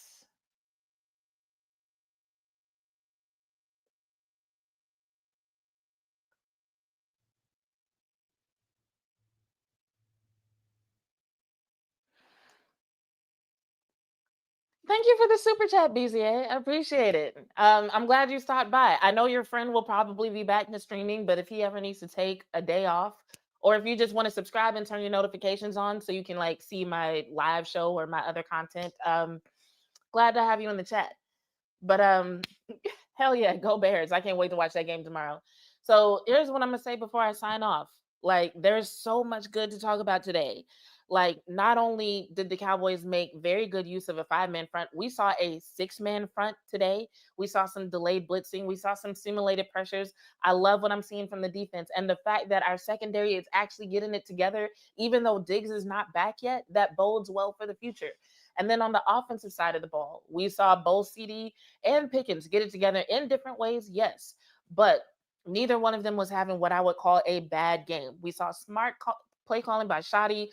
We saw Dak just staying cool under pressure as always. The pass protection looked better as the game went on. It was a little shaky in the beginning, but it seemed like they definitely had to get a hang of the delayed blitzing, right? That was very creative on the part of Spagnola. Like, that's why he's famous, right? I mean, not because of delayed blitzing specifically, but because of the fact that he can kind of figure out how to get an offense off their game. You know what I'm saying? So it's like you had to know he wasn't just going to come in there and it was going to look like a basic ass defense. But eventually the Cowboys got it together. They got it together. They did a better job of protecting Dak. And so there's a lot of good to talk about. So, like I said, I'm gonna probably try to go live probably on Saturday, maybe on Sunday. I don't know. We'll see. So, like I always say, turn your notifications on because I don't want to wait until Tuesday to revisit this game and talk about the future for the Cowboys. But like I always say, the road to a championship may be longer than one season. So, maybe they make the playoffs, maybe they don't, but their odds are increased. So we'll see what happens. Anyway, thanks y'all for watching, for being active in the chat. This was fun. I'll see y'all next time. I'm your host, Jazz Monet. This has been another episode of Bitches Love Sports, and I'm out. You only think of us as a bitches when you intimidated. Put it that way. I think people look at a woman and she's an aggressive woman who's out to get what she wants to get. You know what I'm saying? Ambitious, and they want to say, when a male is assertive, this is what he wants. He's looked at as a strong male, but yet when I get it, I'm a bitch. Exactly. And if that's what I gotta be, exactly, to get what I want and to make it somewhere, then I'll just be there.